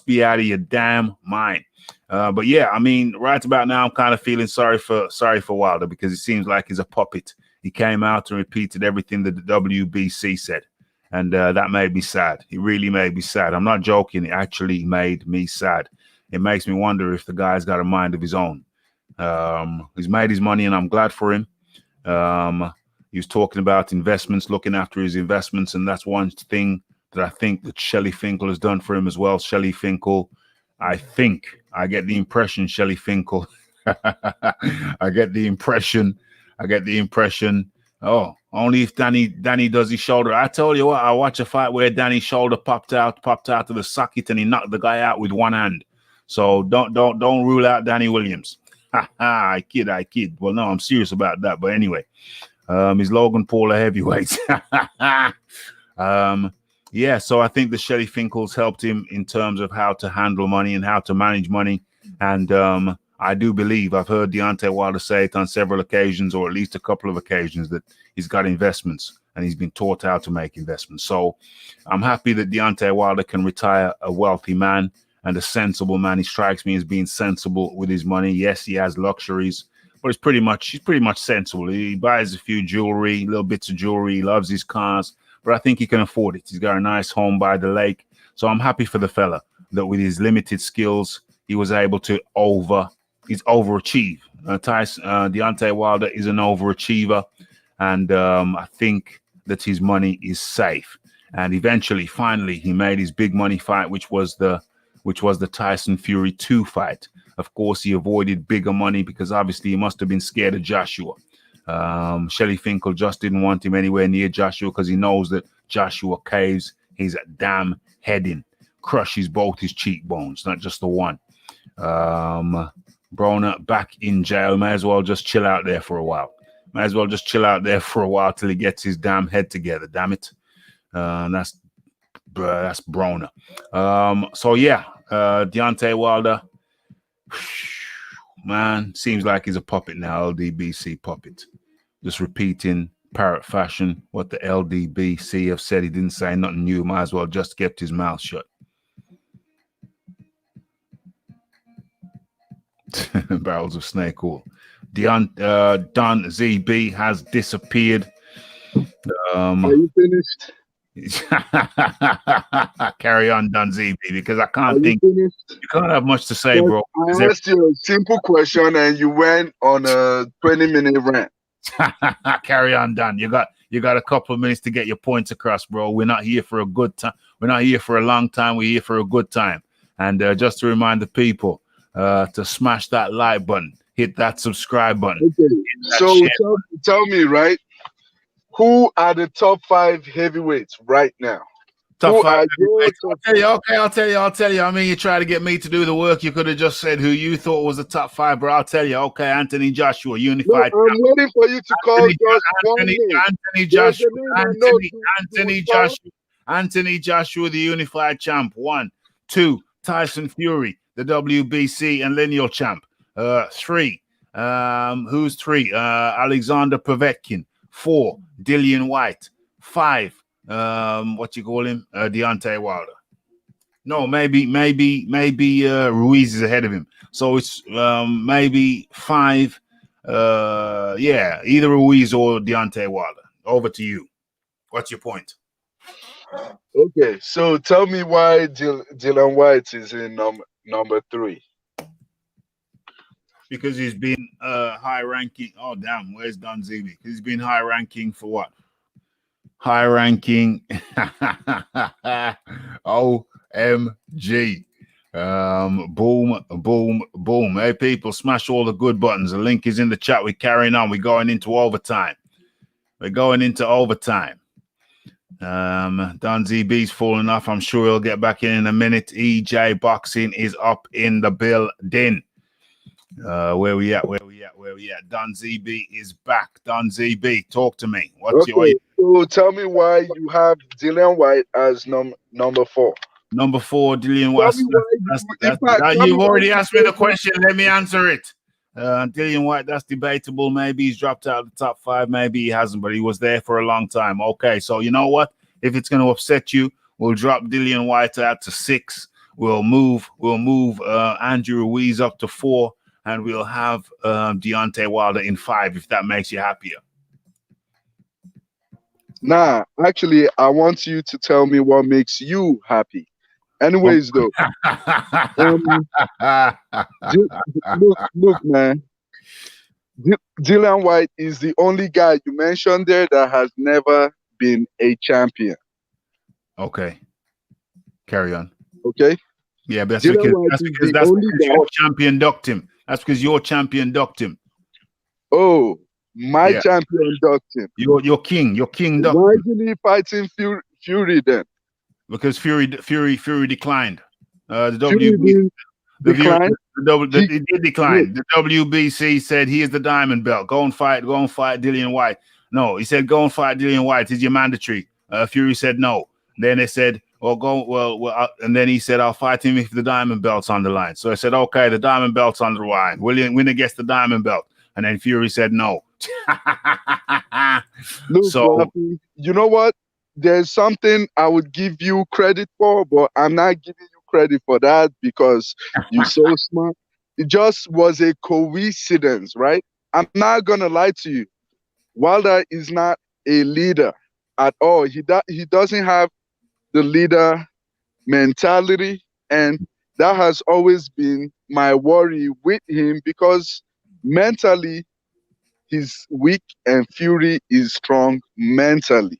Yeah, that has always been why I felt Fury was a dangerous fight for him. Yeah, because of their mental strengths. Mm-hmm. But you try to just dismiss everything Wilder does, which I know you're trying to have a good time, but sometimes pop the champagne. sometimes they'll try and keep it real, you know. I'm I keeping mean, it real. I'm keeping it I would real. like I'm to keeping see it real. I would like to see Dillian White versus Usyk. I actually think that would be a good fight because Dillian White is kind of like Chisora, but he's more technically sound, which I think that was why Chisora got beat. But anyways, though, if they do fight, I'm gonna pick Usyk by knockout. But I'm not gonna be surprised if Dillian White wins on points. Dillian You White know? knocks out Usyk. I'm telling you now. EJ Boxing up in the building. EJ Boxing, how you doing, mate? Yeah, I'm all right, man. What's going on? What's going on, Don Zilli? What's going on, people in the chat, man? What's Raphie? Yeah, yes. Yeah, back. What are we talking about? What we getting in on? We get. Go ahead. Well, we're talking about, you know, we covered everything. We've covered Deontay Wilder, the spiked water, saying, alleging that Breland spiked his water, alleging that the referee was drunk, alleging that he's going to take Tyson Fury to court while sidestepping what appears to be the fact that the contract has expired. So what the hell is he taking him to court for? More hot air coming from Deontay Wilder, somebody who I'm beginning to feel sorry for. He came out and he regurgitated everything the WBC said. So I'm thinking to myself, does this man have a damn mind of his own? He did the same thing when he declined the $100 million DAZN offer. He went quiet, and then the LDBC made 100 excuses for him, and then he came back and repeated 100 excuses made for him by the WBC. So I'm saying, does this man have a mind of his own? Is he actually feeble-minded? I'm actually beginning to feel sorry for him. I'm going to start easing off Deontay Wilder because I think that he's a puppet now. I'm beginning to see him as a puppet manipulated by a bunch of people. He never seems to be able to speak for himself, doesn't seem to have his own mind. He can't come up with one original excuse. I'm beginning to wonder whether I'm mocking the afflicted, and that ain't big and it ain't cool. So I think I'm going to be easing off Deontay Wilder now because I'm genuinely wondering if the man has a mind of his own. He seems like a puppet, and that makes me sad to say. I'm not happy to say that. Yeah, well, Wilder seems like he's in the delusional zone, man. You know what I mean? I like Wilder in that, but boy, this one here, I think a lot of people with him coming out, the statements about the glove gate is understandable, but saying that Kenny Bayless and his trainer conspired is crazy. Saying Kenny Bayless was drunk, then he said his trainer done his water. I mean, them two accusations. Yeah, they're like to most people, it's like, what's this guy on? I mean, if you like Wilder, which I fairly do, but when them statements, you can't even defend that. It's like, bro, what's this guy on? And he waited all this months to say it. I was listening to Hatman's video, and Hatman made a really good point. Fury has been calling them out for months. Like, what's going on? Where you are, you big dosser? And the moment the contract expires, now he comes out with this. I mean, it's like, where have you been? You know, didn't you know, like, the contract was expiring? I mean, you don't hear nothing from Shelley Winkle. He ain't said nothing. You ain't heard nothing from Al Heyman.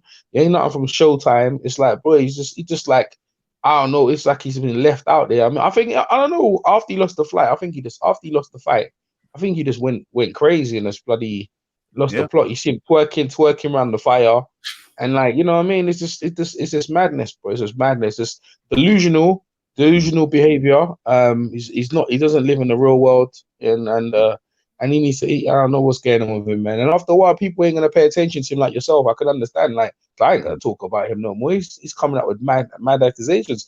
The worst thing about it is people are sitting there and letting this guy talk, and no one's checking him. I mean, there's been 2 interviews he's had so far, and no one's checked him on some of the stuff he's been saying. And he goes, "I'm not gonna talk to no other media. I'm only messing with the LDBC." It's like, yeah, you keep messing with LDBC, cool. That's not a problem. They're gonna encourage you. They're not gonna tell you that you know. Most people will bring you back to earth and say you're saying mad stuff. So at this point right now, Wilder's been checked off the list in terms of my mind as a contender. I wouldn't even right now the way he's operating his mind. I wouldn't even put him in the top 5, mate. You know what I mean? In heavyweights right now. Even though he should be, I wouldn't even put him in the top 5. I mean, Don Zili asks you who's your top 5. I wouldn't put him in there. And regards to Usyk, on that performance, I wasn't impressed. I wasn't impressed. It was life and death with Derek Chisora. So it looked like to me, mate. Life and death, man. You see his face. He's complaining about life and death. He's like, yo, what he got? He's like, he's happy he got out of that fight, man. You know what I'm saying, bro? He's like, Derek looked like Derek wanted some more, man. Hit him in the balls, around the back of their head. Yeah.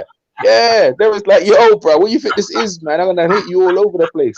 What you think we're gonna come in here? We're gonna come in here and dance. You know what I mean? And you see the thing is, what Derek did to him, it's like Derek is by most people, like, you know, listen, if you're not on your game, Derek will beat you. He can beat you. So he beats Derek, right? You go on. Now, what would you go after this? Now, you think you're gonna roll warts up to Anthony Joshua and have a good time? Now, most people think, oh yeah, he can make Anthony Joshua miss.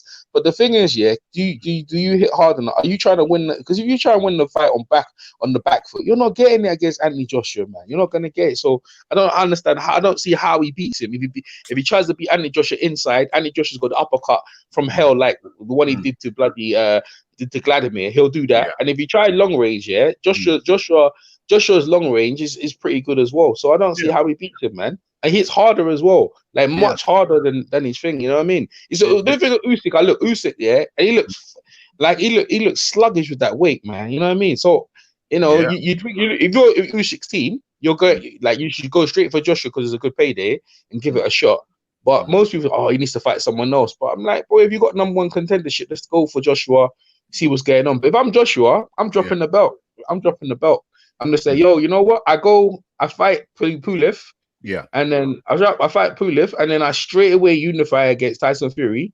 And then whoever after that, I'm dropping the belts and retiring. That's what I do. That's what I think Fury's gonna do. So whoever wins that fight between them two, they're just gonna drop the belt. And Usyk needs to sit there licking his lips. I mean, we paying public had to pay for that. I mean, that card, even though it was 1999, but that wasn't even worth that. That's worth like 2p. That card was so it wasn't the baddest, but it wasn't the good either. It wasn't worth pay-per-view. And I'm saying Usyk's not. Usyk to me is not the pay-per-view star. He's not. I don't. He might and let's get it right in the cruiserweights. Everyone's the way he did in the cruiserweights. Listen, mate. Listen. Them guys down there, I never heard of them before they got into the World Boxing Super Series. Daughter Kuss, Bradis, all them guys there. I never heard of them. Like they were over there.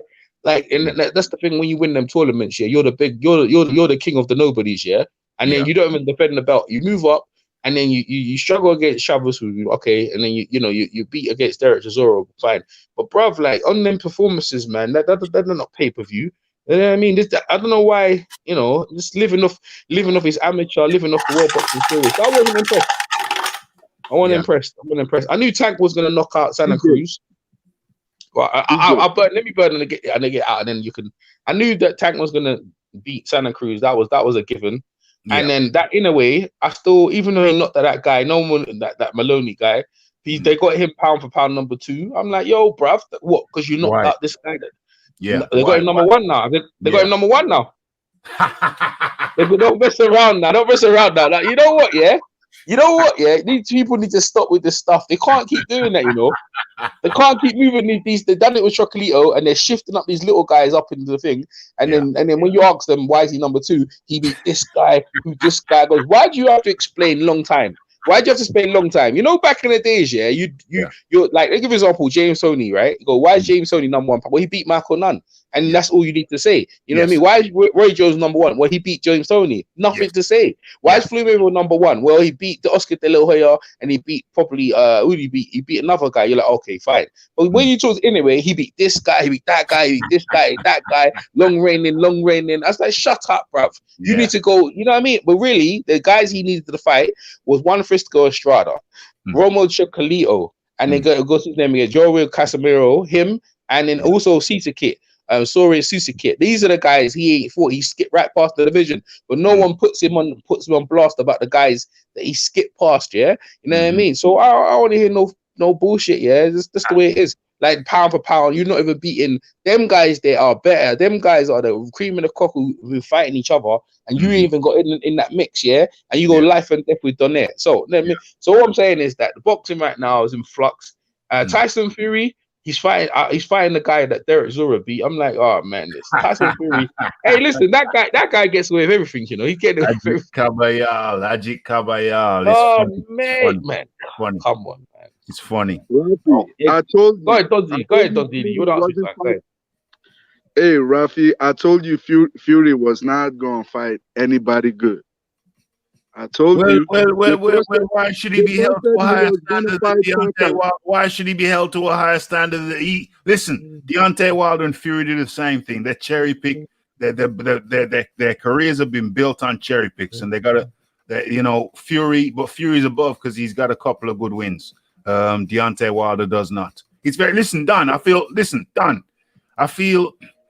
I'm going to be easy enough. I'm going to be easy enough, Wilder now. I'm going to be taking my foot. No, Raphie, I'm going to be easy enough because I feel sorry for him. You know him personally.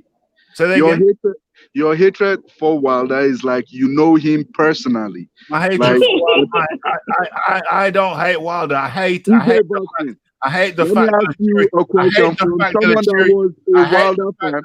fact that a cherry picker is held up as a king, and that to me is repulsive.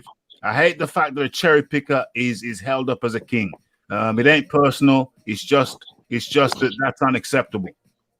Cherry pick up. Is that because cherry pick up, man? That's a bit harsh, bro. That's a bit harsh. His whole career has been navigated. His whole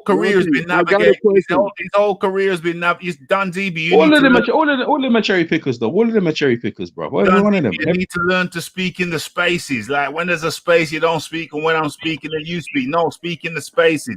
His whole career has been one big, 98% of his career has been one big cherry pick, and I refuse to uphold a man whose career has been built on cherry picks, and that partially applies to Fury too. But then Fury redeems himself because he did beat Vladimir. I'll give him that. And I don't even hold the Wilder win up as high as some people do, because who did Wilder beat? Wilder was a manufactured champion. But he was supposed to. But hold on a minute. He was supposed to fight. What's his Povetkin? Yeah, Povetkin was positive. Yeah, and then Povetkin, and then he asked for a rematch, and Povetkin. He asked to fight Povetkin game. Povetkin didn't want it. Then he asked for Ortiz, who was undefeated at the time, and then he got him. So I don't know. I don't know. Like cherry pick. I think they all do that. So if that's the reason why you dislike him, I don't say I dislike the man. I dislike his record. But the record. If Povetkin was on his record, then you know what I mean. If my aunt had balls, she'd be my uncle. We can't. He went to Russia. He went to Russia. Well, you know what? You have your own. You know what I mean. Hey, Fight Doctor. What's going on, Fight Doctor? See the Fight Doctor. No. Before we come to the Fight Doctor, I gotta let Don say what he's saying. Don ZB, you've had the mic multiple times and you ain't really brought it. Bring it, bro. Bring it. Okay, EJ, you need to ask Raph. Why? I'm here. You ask me. No. You need to ask Raph why you when ask me. AJ lost. You ask me. Okay, Raphie, why is it that when AJ lost, you were on here almost every day blaming Wilder? That's one. Second question is EJ Boxing, as a former Wilder fan, how did you feel before the Fury fight? How did you feel when you saw Wilder and his wife on the couch? Okay, so the first question is to me. And what was the question again? What was the question? Why were you on here almost every day blaming Wilder when AJ lost? You're gonna have to show me some receipts for that. I don't know what you're talking about. You're gonna have to show me some receipts. You're gonna have to, in this video, drop a link to one video which backs up your claim. I'm gonna do it on your next stream on Friday. Okay, whenever you want to do it, because I don't see any evidence to back up your claim, and I don't recall any such event. So you're gonna have to bring some receipts for that. Okay, so your next question was to EJ. Ask him your question. Okay, EJ, how did you feel right before the fight? how did you feel when you saw Wilder and his wife smooshing on the couch? I had a big problem with that there. Well, I thought to myself, well, I won't mind switching place with Wilder. That's what I thought at the time, on the couch. But when he came into the ring, I honestly thought when Wilder was coming in, Black History Month, I thought Wilder was going to do him. But then as the fight transpired, Wilder wasn't ready for Fury's game plan. Fury went straight for him, and Wilder wasn't ready for it. You know what I mean? He wasn't ready for that game plan. You know, in his mind, he built himself up as a bully, and Fury's going to run like last time, and he's going to be chasing him. And it wasn't that, man. The man come for him, and he wasn't ready for that heat, man. And really going back to, I saw him on the couch with his wife, and his wife trying to console him. I said, yo, he's just like most guys. I think she was trying to, his ego was crushed. You know what I mean? His ego was crushed. Apparently, they said he was banging the wife before the fight. This was before the fight. While he was waiting to fight Fury, instead of him to actually be getting hyped and pumped up, he was on the couch with his wife smooshing. And Fury I remember now. But when I saw that, but even when I saw that, the thing you gotta remember, Don Zili, the man knocked him down multiple times, and in his mind, he arguably won the fight, but by a couple of seconds, the guy got up and he got, the fight was a draw, right? So he was ultimately supremely confident that he was gonna go into his wife, whatever. That's why he wasn't switched on. He wasn't switched on how most people are. But the thing is, even if that was the case, the man came in a costume. The man came down with the costume, and you see, what I mean. And when he took the costume off, you could see he was sweating. It wasn't this. I'm not making excuses. That's his business. But whether he brought it on himself, what I mean. He's where his head was.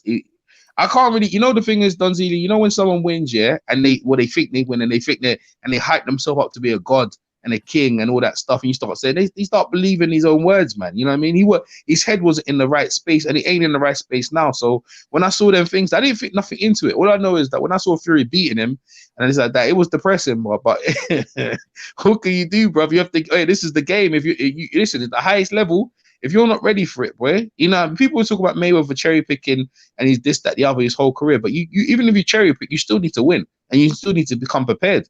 And Wilder wasn't prepared for that. So that's my answer. Okay, so we've had the fight doctor waiting for a long time, and then the Phil Walker after him. The fight doctor, come in, please. Shout out to EJ. Shout out to Don ZB. Shout out to Phil Walker. Say, can you guys hear me? Yeah. Cool. Yeah. Sorry, I wasn't sure about my audio. Man. So Wilder is in a very bad space right now. Honestly, I don't know what to say. I mean, let me go to Phil Walker and then come back to you. Because we ain't heard from Phil in a long time. Phil Walker, come in. Where's Phil? Big Texas, come on through. Big Texas, come on through. Your boy's in a bad spot. Your boy Wilder is in a bad spot right now. Hey, look, man, can y'all hear me loud and clear? Loud and clear. Your boy Wilder is in a bad spot. He's come out with. He's been silent for 6 months. More than that, he's been silent for 9 months, and then he's come out regurgitating. We thought he was going to say something sensible. We thought we were going to have an in-depth, intelligent discussion. All he does is comes out with a list of excuses that were laid before him by the LDBC. All right, man. All right. First and foremost, Wilder ain't my boy, okay? Phil Walker, I think you like Wilder more than you let on, bro. You're American. He's an American champion. I think you like him more than you let on. Man, look, man, if anybody knows me, man, I'm a big fan of the Cubans, man, okay? I like the Cuban fighters, okay? You like Wilder as well. Come on, Phil. You're American. There's nothing wrong with you liking Wilder. I don't have an issue with Wilder. You know what I'm saying? I think Wilder, Wilder does what he does. You understand what I'm saying? I didn't like how people didn't respect him as a champion. How could you respect a cherry picker, though, Phil? Please, you have to look at the other side of the coin. Let me cook, baby. Let me cook. You say I ain't been on the show in a while. Let me talk a little bit. You know what I'm saying? I'm just making sure I get it in, Phil, because I got to get it in while you're here. So So this is my thing right here, man. You know, I feel as though I'm a pretty fair guy when it comes to judging talent in boxing, you know, at all levels, you know what I'm saying, all weight classes.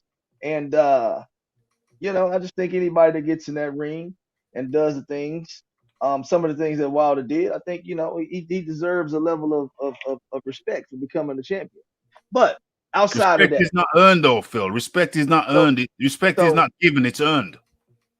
no, I got you, man. I got you. You know, y'all don't like Wilder, and that's cool. But at the It's end of not the that I day, don't he like wasn't Wilder. champion. What I don't like, it's not that I don't like Wilder. What I don't like is that he's been held up and lauded and applauded for doing the minimum, for doing the least.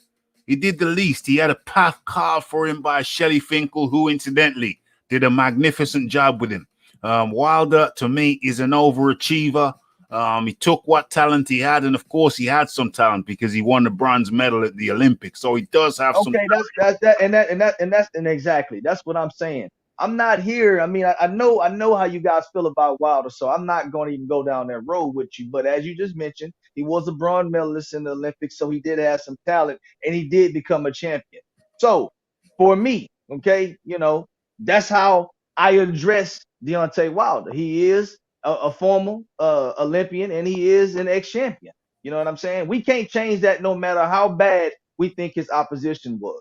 But what I'm going to speak about right now is what Deontay Wilder is doing currently. Okay. So for me, I'm gonna be honest with you. Quite frankly, I am tired, sick and tired of hearing about Deontay Wilder, Glovegate, and Tyson Fury. Okay. I thought this thing had died out. Okay. I didn't think it died. It did die out. Okay. Then Deontay Wilder came and he just freaking, I don't know why he came out and said something about this because now it's resurfaced again. I mean, at the end of the day, man, if what you say is true, which I don't think it is, you know, why did you wait so long to come out with it? To me, the timing is terrible. Okay. But at the end of the day, if he does have evidence, which, you know, I don't think he does, you know, Tyson Fury needs to be, you know, disciplined. I mean, at the end of the day, they did do a investigation into this situation.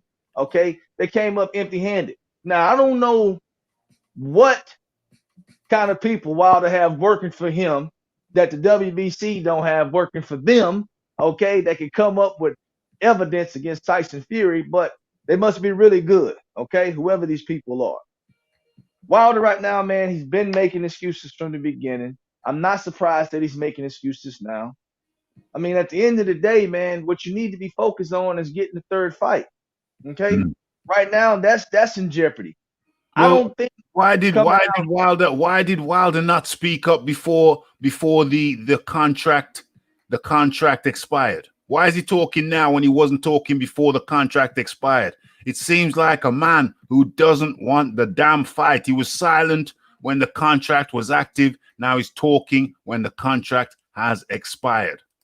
Well, for me, I heard some of the things that Wilder said, right? So I'm gonna be honest with you. And I was online with EJ and the guy, and we read word for word what Deontay Wilder said, and I think we all came to the agreement that it sounds like the contract did expire. Okay, because I know everybody's going back and forth about whether it expired, whether it didn't. Hey, I don't know. I hadn't seen the contract, and I don't know nobody personally that has.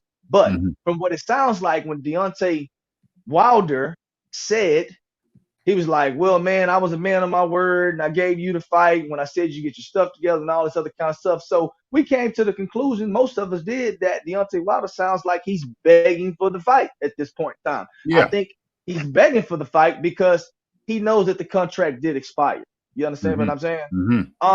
So for me, I mean, at the end of the day, whether the contract expired, whether it didn't, I don't think his team should have let it even get to this point right here. And nobody is going to put their career on hold for any boxer. Okay? We're not going to wait on you to make a decision what you're going to do with your career, especially when it comes to a guy like Tyson Fury, who has limitless options in front of him at this given time because some people rate him the best fighter in the world. Okay? We know that there's big fights out there to be made. So Deontay Wilder, either you're going to fight Tyson Fury or you're not. all the sideshow stuff, please stop it. Please stop it. And because it's really making you look very bad as a man in general. Okay. You know, real men don't make excuses, man. You know what I'm saying? We dust our shoulders off. And I'm just being real. We dust our shoulders off and we learn from our mistakes and we come back harder the next time.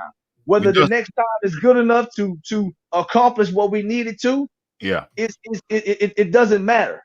But you have to dust your shoulders off and try and bounce back. Not say, hey, this is what happened. This is what happened. I mean, at the end of the day, nothing is going to be overchanged by the be overturned by the WBC. Tyson Fury is now the WBC champion. You had a chance to do a rematch with Tyson Fury. Now, whether you're going to do it or not, that's to be determined. But in the meantime, please just shut the hell up. Don't say nothing.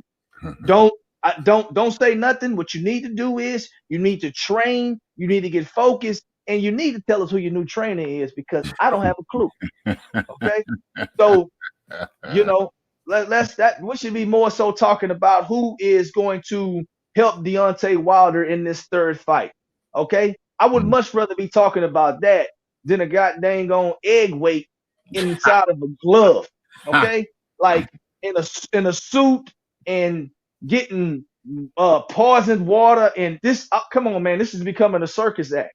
Okay, and don't forget the drunk ref. Don't forget the drunk ref. Don't forget that he said that the ref was. He believes the ref was intoxicated. Hey, you know what said a circus act? Clowns. And right now, Deontay Wilder is looking like the biggest clown. You understand what I'm saying? Well, so for me, Deontay Wilder, hey man, you just need to back off, okay?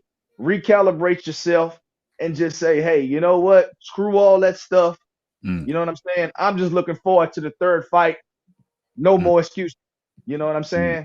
People will respect him more if he came out and did that. Even at this late tenure, people would say, hey, you know what? Maybe he realized he's been out here looking like a fool and he wants to rectify that, okay, with the fans. So for me, man, you know, this is why I'm a Luis Ortiz fan, man. We just want to get fights and win, lose, or draw. We're going to take them all, baby. You know what I'm saying? That's just how we rolling around here, man. So, you know, Wilder not looking good, man. And let me tell you something. I know y'all out there in the UK, y'all having a good time with this too. I know.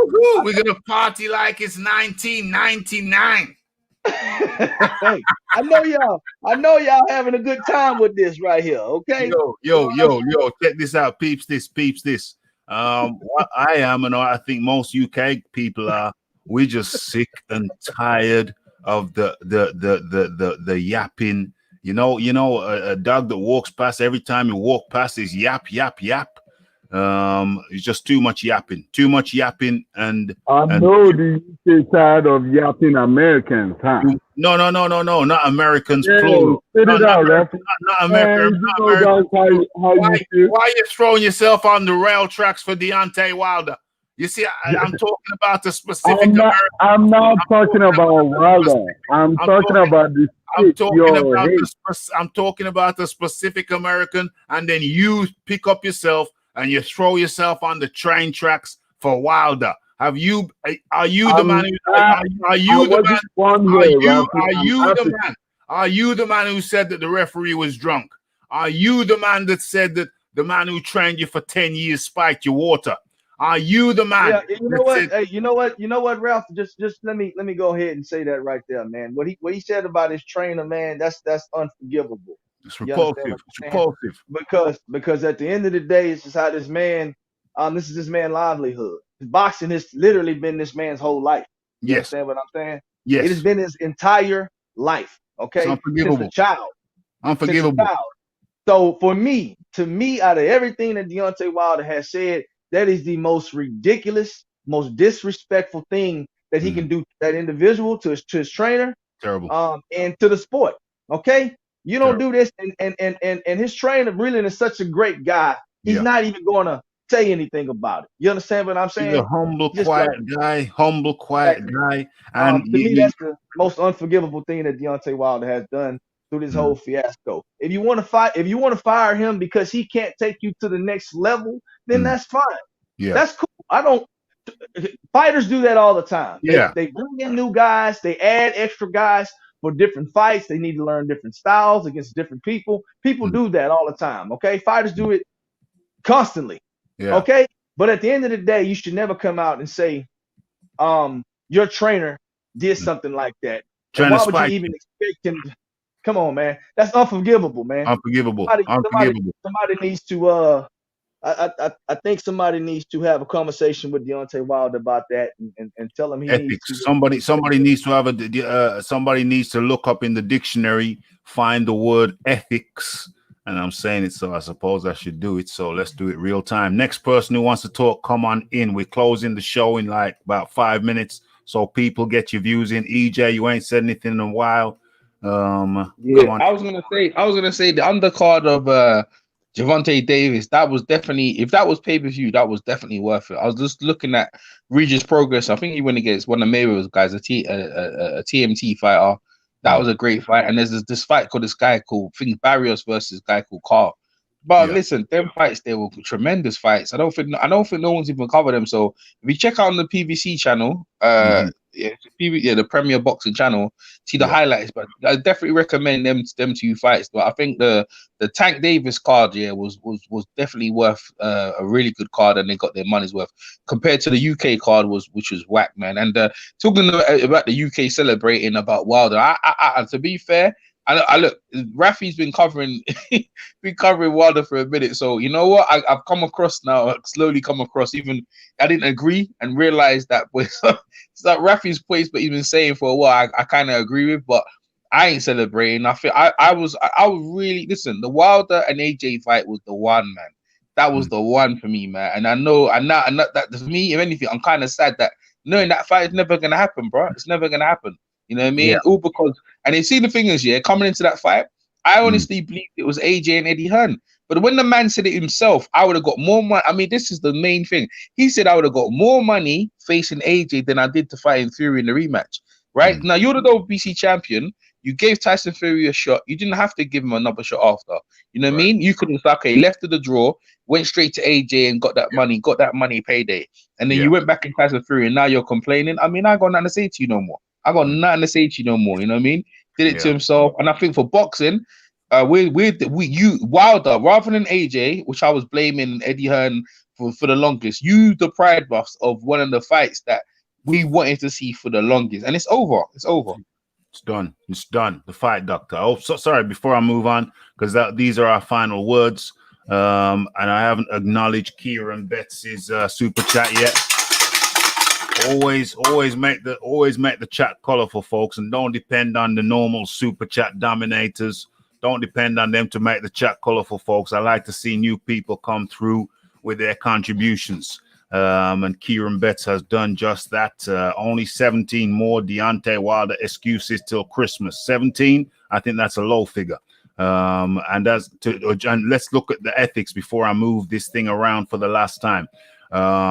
Ethics. Moral principles that govern a person's behavior or the conducting of an activity. The branch of knowledge that deals with moral principles. Why do I say somebody should look up ethics in the Deontay Wilder camp and show him the definition of ethics? Moral principles that govern a person's behavior or the conducting of an activity. How the hell are you going to turn around and slander? And Breland should take him to court for that. How the hell are you going to take your teacher, someone who taught you? Yeah, you paid them. Yeah, well, you paid them. We all pay our teachers. Our parents pay our teachers in school through their taxes. So, yeah, every teacher gets paid. Yeah, you paid him, but just because you pay a person, it doesn't mean that you can slander their name with such a wicked and scurrilous accusation as to say that my teacher spiked my water. I don't know if Deontay Wilder realizes how much of a wicked and scurrilous thing that he has just done. So since he doesn't understand, and I'm pretty sure he doesn't understand, because I hope that if he understood, he would not have slandered his teacher in the way he did. So since he doesn't understand, somebody needs to get him this word, familiarize him with the word ethics, which he clearly is not familiar with, and they need to read out the definition. Maybe he's a man who likes tattoos, or maybe this should be his next tattoo. Ethics, moral principles that govern a person's behavior or the conducting of an activity. Ethics. Okay, so I've got that off my chest, so we can stop sharing that. And we're going around for the last time. Oh yeah, Kieran Betts, much appreciation. And shout out to all the super chat dominators. To become a super chat dominator, you just hit that little sign under where you're typing right now. Okay, going around the table. We've had EJ, the fight doctor. Your final words, please. So between Deontay Wilder, Big Baby Miller, and the LDBCQ community, the American heavyweight boxing scene is just looking really bad right now. It's not looking good at all. I'll take solace in the fact that from 130 up to 160, we got it on lock for the most part. But yeah, the American heavyweight scene.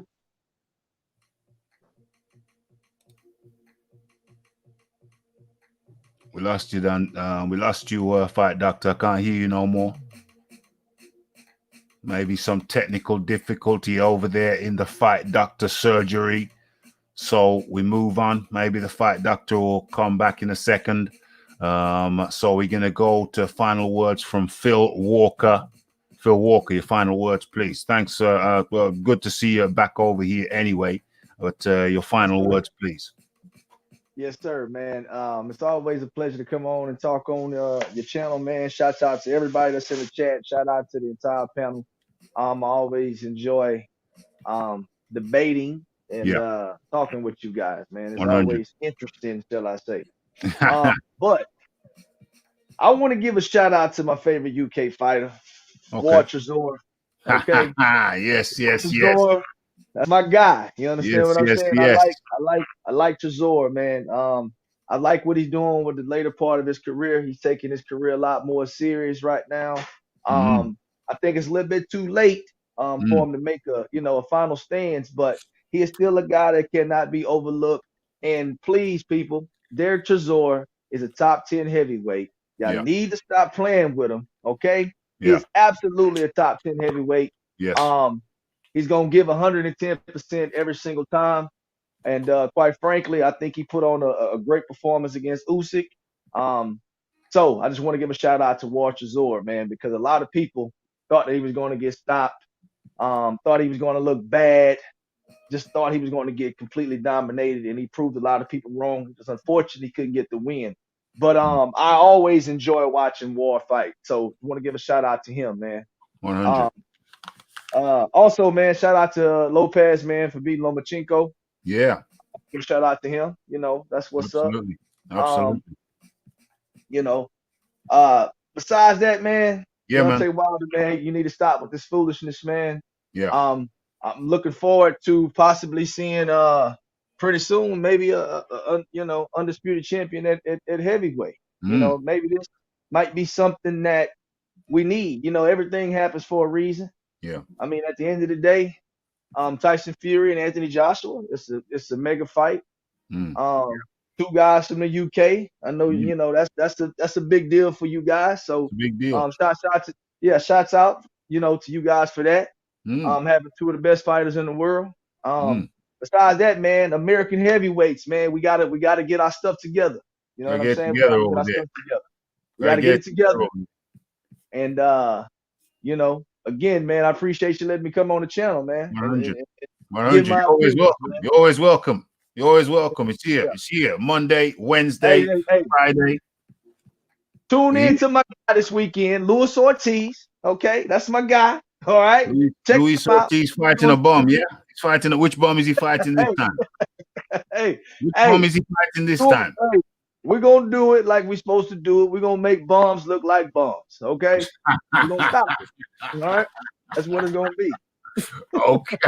Okay. Luis Ortiz on his Bum of the Year program. I don't know if I'll be tuning into that. I'll catch the replay. But Phil Walker, much appreciated. The Fight Doctor, you're back. Yeah, this stupid telephone, when the batteries are low, it likes to cut me off. That's no problem. That's no problem. Your final words, my friend. So we have to revisit this whole cherry pick topic. I mean, we don't have to get into it right now, but we do need to revisit it. I think if we're going to talk about cherry picks, then we definitely have to talk about the Andy Ruiz cherry pick gone wrong. Okay. There was no cherry pick. We talked about that earlier on in the show, but we can revisit that on Friday. What happened there was that your boy, who was it? Who was he supposed to be fighting? Oh yeah, your big belly Miller. Your big belly Miller turned out to be a steroids guy. And then Ortiz, I'm always ready. I'm in the gym. And when I leave the gym, I drop my kids. I'm home. I drop my kids off for school. Then I go to the gym. Then when I leave the gym, I pick my kids up and drop them home. We all go home. Yeah, that guy said he wasn't ready. So then who's next on the line? Andy Ruiz. That was no cherry pick, my friend. That was no cherry pick. He could have had Trevor Bryan. But they said, no, it's too low profile. Let's go for the next best guy. And that was, Ortiz is better than Bryan anyway. So that was no cherry pick. But anyway, I don't want to. Wait. So in your view, yeah, Andy Ruiz was not a cherry pick on Anthony Joshua's end, but how could he be a cherry pick when they're looking for somebody who was better than Ruiz? Who was better than Ruiz? But I'm just trying to follow your logic here, sir. All right. So the question is, tell me who's better than Ruiz. Tell me who's better than Ruiz. If Ruiz was a cherry pick, then who should Anthony Joshua have fought instead of Ruiz? Deontay Wilder. That's who we should have fought. Okay. What the hell? Deontay Wilder wouldn't sign. Deontay Wilder just told you. Deontay Wilder told you out of his own mouth that he wouldn't sign for Joshua. Who was Joshua supposed to fight instead of Ruiz? He was supposed to fight Deontay Wilder. That's who. But now we get out into the weeds. But I'm just trying to follow your logic here, sir. Now, according to you, Anthony Joshua fighting Andy Ruiz, that's not a cherry pick. How was that cherry pick? No. I'm just trying to follow your logic here, sir. Okay. I'm just trying to follow your logic. So, according to your logic, Anthony Joshua fighting Andy Ruiz, that's not a cherry pick. But Deontay Wilder fighting the heavyweight champion Tyson Fury is a cherry pick. That's your logic. No. Deontay Wilder fighting a guy who had been bouncing around from the crack house, from the whore house, to the beer house, to the curry house. Yeah, that Tyson Fury was a cherry pick. Yes. Okay, so Fury had just fought 3 times in 7 months. So just as long as I'm following the logic, right? Just as long as I'm following the logic. Yeah. Anthony Joshua fighting Andy Ruiz, no cherry pick. Deontay Wilder fighting Tyson Fury, cherry pick. No. Deontay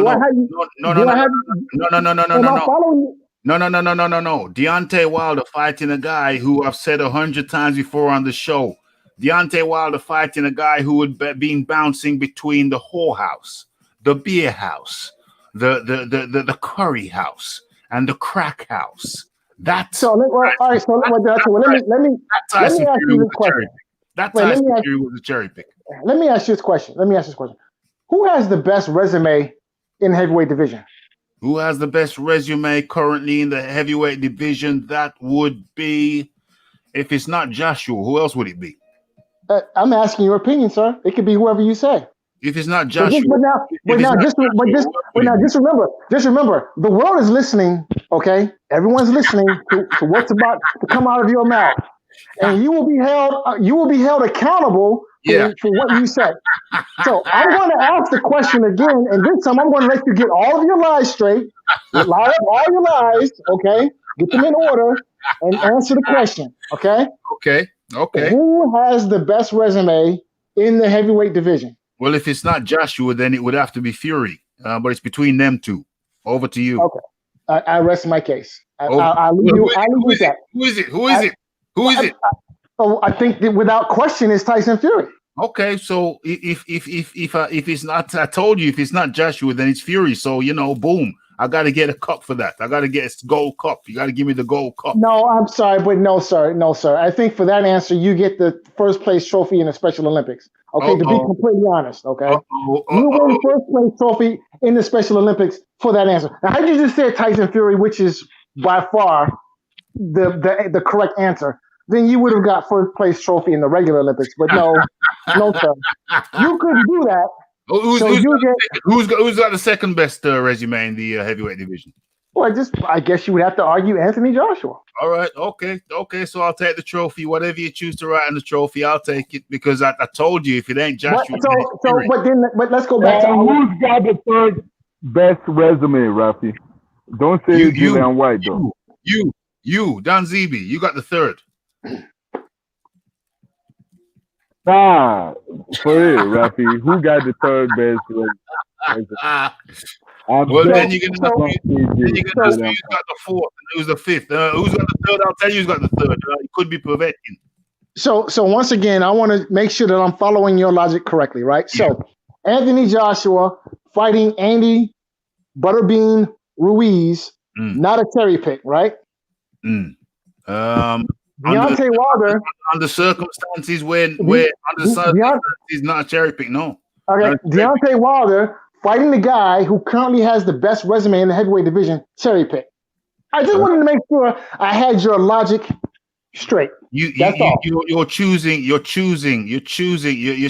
not to listen to what I said, my friend. I done told you that the Tyson Fury who had bounced from the crack house, the whore house, the curry house, the beer house, that Tyson Fury, that version of Tyson Fury, that guy. But fighting the guy who's bounced from taco stand to taco stand to taco stand, that's not a cherry pick. If you don't, and Anthony Joshua. If you don't rate, so wait, how much is Andy Ruiz? If you don't rate Andy Ruiz as a top quality late standing, then that, my friend, that's on you, bro. That's on you. Look, I listen. It's not where I rate him. Okay, the question is where should he be rated? Where do you rate him? Okay, now. Let me just ask you another question. Let me ask you a couple more questions. Come with it.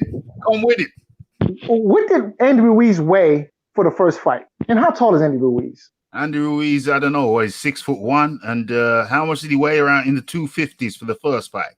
So a guy 6'1", 250 pounds. Yeah. Anthony Joshua fights that guy. That's not a cherry pick.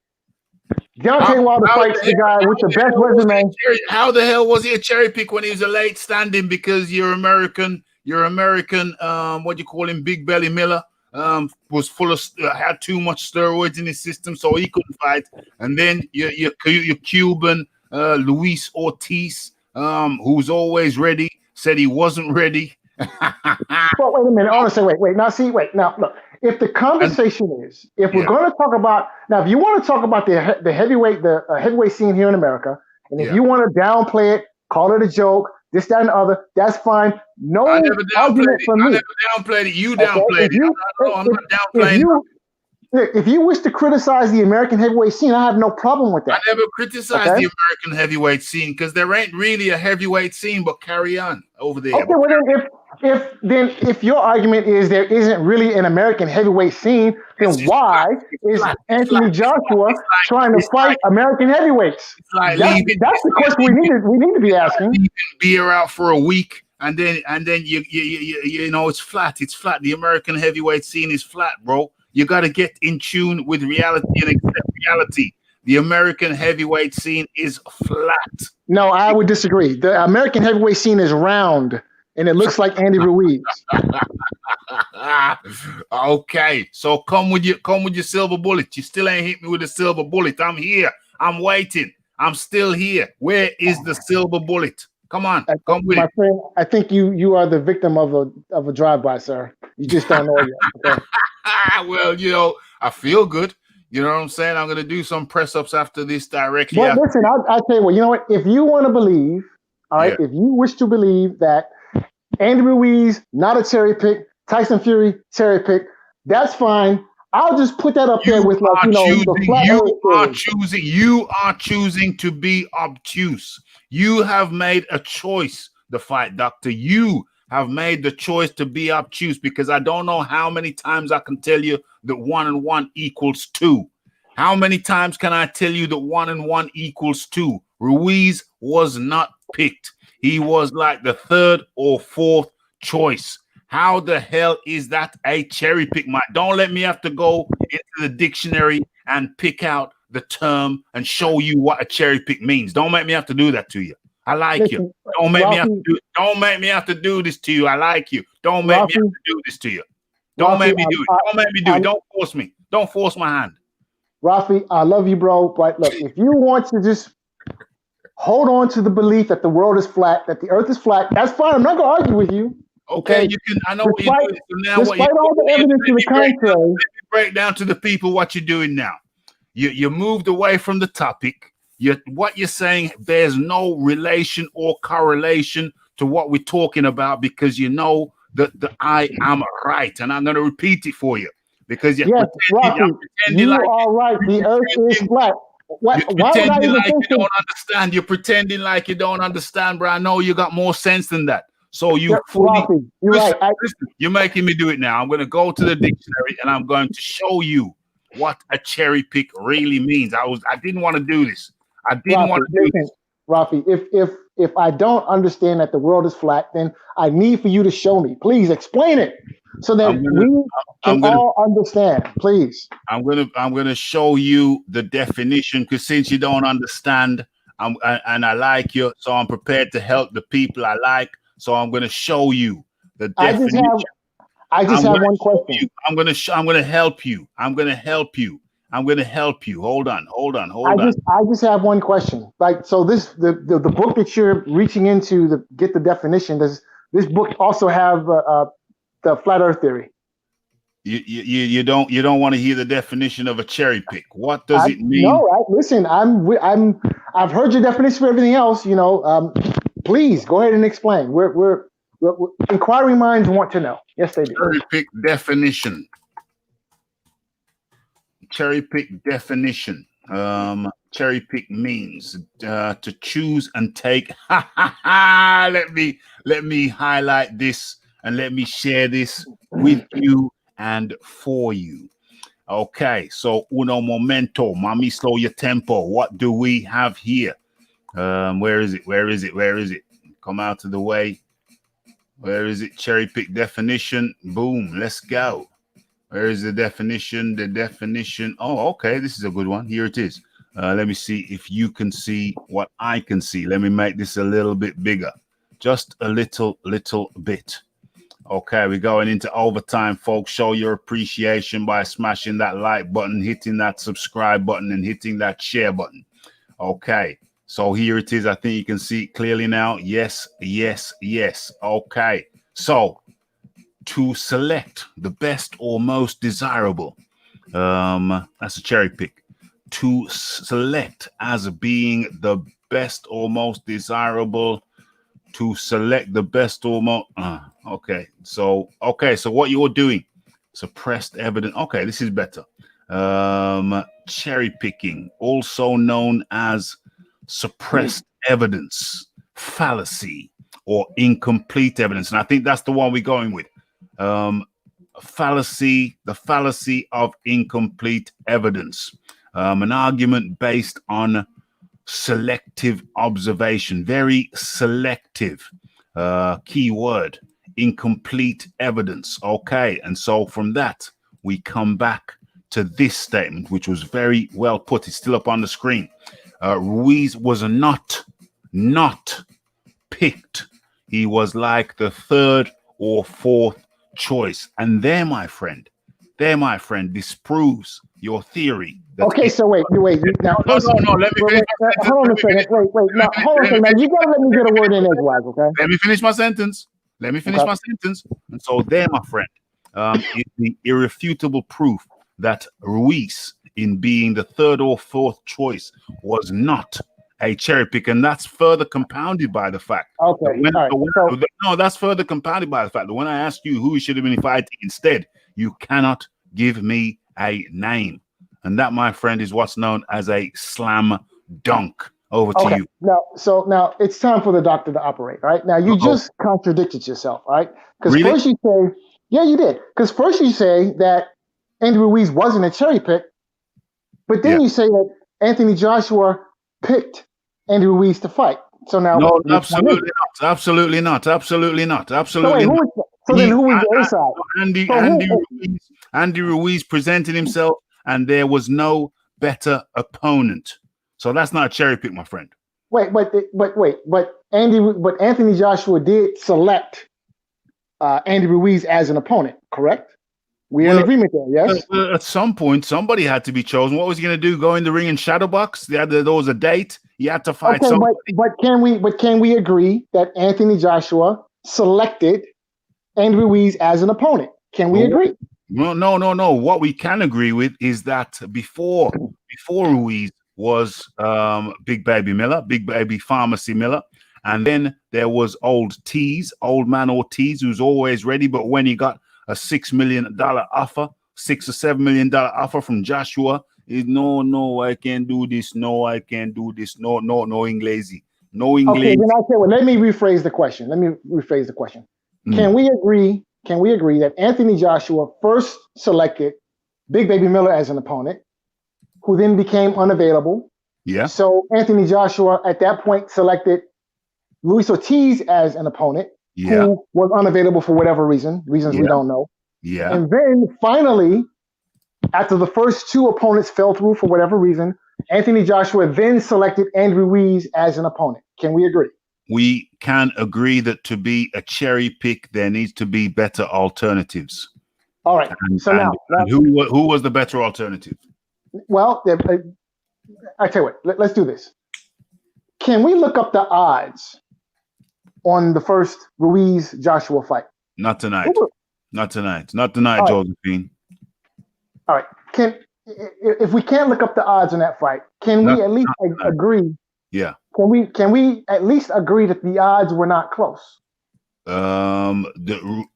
Joshua was the decided favorite. That's my understanding. Yes. Can we agree that Joshua was a heavy favorite in that fight? We can agree that Joshua was the decided favorite. Yes, we can. Now, agree. Can we go back to that first definition of cherry pick that you so astutely showed us on the window? No, I've dropped it. I've dropped it now. We can't go back to that first definition because I think. What did he say? It said the best selected. Okay, cool. Let's go with that. I'll entertain you. Let's go.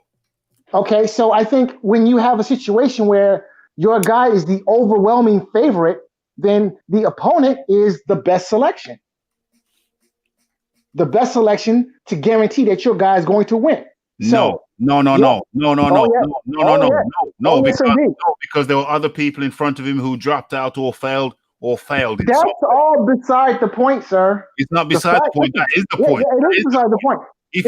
That's beside the point. If Joshua had set up a fight with Andy Ruiz instead of Big Belly Miller, then that would have been a cherry pick. But that was not. Wait, hold on a second. Look, listen. There was nothing. Nobody was holding a gun to Anthony Joshua's head and made him fight Andy Ruiz. He chose to fight Andy Ruiz. That is not the case. He chose to fight Big Baby Miller. He chose to fight Big Baby Miller. Well, I agree, he did, but that fight didn't happen for whatever reason. It didn't happen and we know the reason. We know the reason. And then he chose to fight Luis Ortiz. Okay, but that is beside the point. That is not beside the point. The reason why the Miller fight didn't happen. Hello? That's beside the reason that whatever reason there was for the Miller fight not happening is beside the point, because at the end of the day, that was the target. That was the target. Miller was the target. He dropped out because he's a steroid cheat. Ortiz dropped out because he's old. Okay, but right now you're sounding a lot like Donald Trump. I have to admit, right now you sound a lot like Donald. You sound like Donald Trump is trying to run against Hillary Clinton when Hillary Clinton isn't running against you this race. Joe Biden is running against you for this race. Okay. Oh, so why are you talking about Hillary Clinton? We need to be talking about Joe Biden. Am I talking about Hillary Clinton? Yes, you're talking about Hillary Clinton. Yes, you are. And we're not. And the race was not against. And the race this time. Am I right in saying you're on a plant-based diet? I am. Yes, I am. Would it be fair of me to say that perhaps you've been on a Some mushrooms?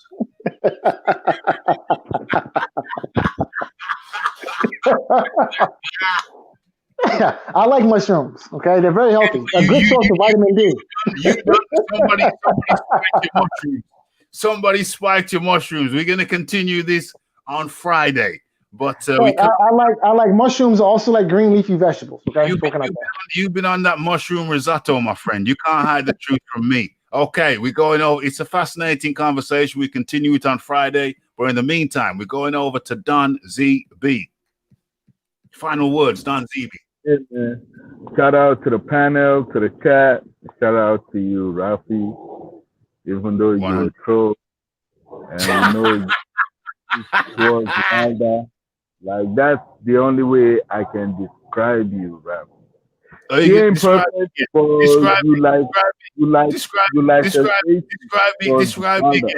me again. Let me hear what you say. Yeah, so like a racist towards Wilder. The only thing is you are black.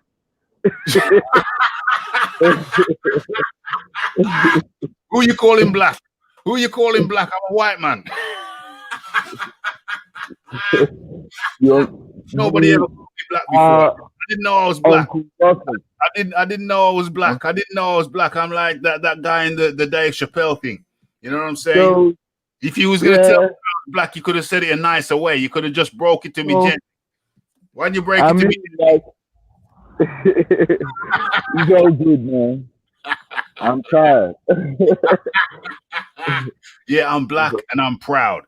Black and I'm proud. I ain't done no harm to nobody. I ain't tried to subjugate nobody. You know what I'm saying? I'm very happy. I'm very happy. I'm blessed. I'm blessed to be me, bro. I'm blessed to be me. I'm blessed to come from the family that I come from. Shout out to the shout out to the family. Shout out to my family. And shout out to the heavens for blessing me with a gift of life. Now, if somebody sees me that I'm a big black handsome guy, and if that's a problem for anybody, well, that's a problem for them, and they can suck it. Yeah. So yeah, I'm blessed and I'm happy and I am humble. And I'm blessed to be joined by people like you, people like the Fight Doctor, people like EJ, people like Phil Walker, people who else came in, people like the Big Boys Boxing. Who else have I missed? Who have I missed? JJ Blues, another one of your Americans. I'm blessed to have the subscribers that I do. I'm blessed to have the opportunity to do what I do, to speak to people from all around the world and, have a laugh and share our thoughts and points of view and have fun with it. You know, that's how it goes down. But the EJ Boxing, are you still here? Yeah, I'm still here. Yeah, I'm still here. Yeah, man. We're blessed. We're blessed. 100%. EJ Boxing, your final words, please. Yeah, it was a good show, man. It's entertaining, like it's always everyone brings it. I think Raphie, on your own show, you was on the hot seat, but you done well to get out of it, man. I'm gonna the fight doctor was doing surgery on you, and boy, it looked like you got away from the doctor's table, but it's good. That was a good. I was enjoying that. Go ahead. Let me quote a guy that say I hate. It's easy. It's easy for me. Handsome Raphie. Yeah, that was good. That was a good show. Shout out everyone in the chat, everyone here on the panel, and man, we catch you up in the next one, man. I'm just boy. Right now, obviously we're on lockdown. We're gonna be on lockdown in a couple of days, and over in the UK. And here we go again. Part 2. Yeah, here we go again. But it's not like a full lockdown though, because like the schools and the schools and things are open and that, but it's just that it's just limited and stuff like that. But hey, you gotta find the best things to do on it, and we got some boxing coming up this weekend. But for you guys listening, I don't know if you guys saw the Regis Progress fight and the Barriers fight on the undercard of Tank Davis. I'm watching it now, so there's some fights we got to catch up with. It's been a hectic. Yeah. There's some fights to catch up with. But yeah, overall, hey, good show.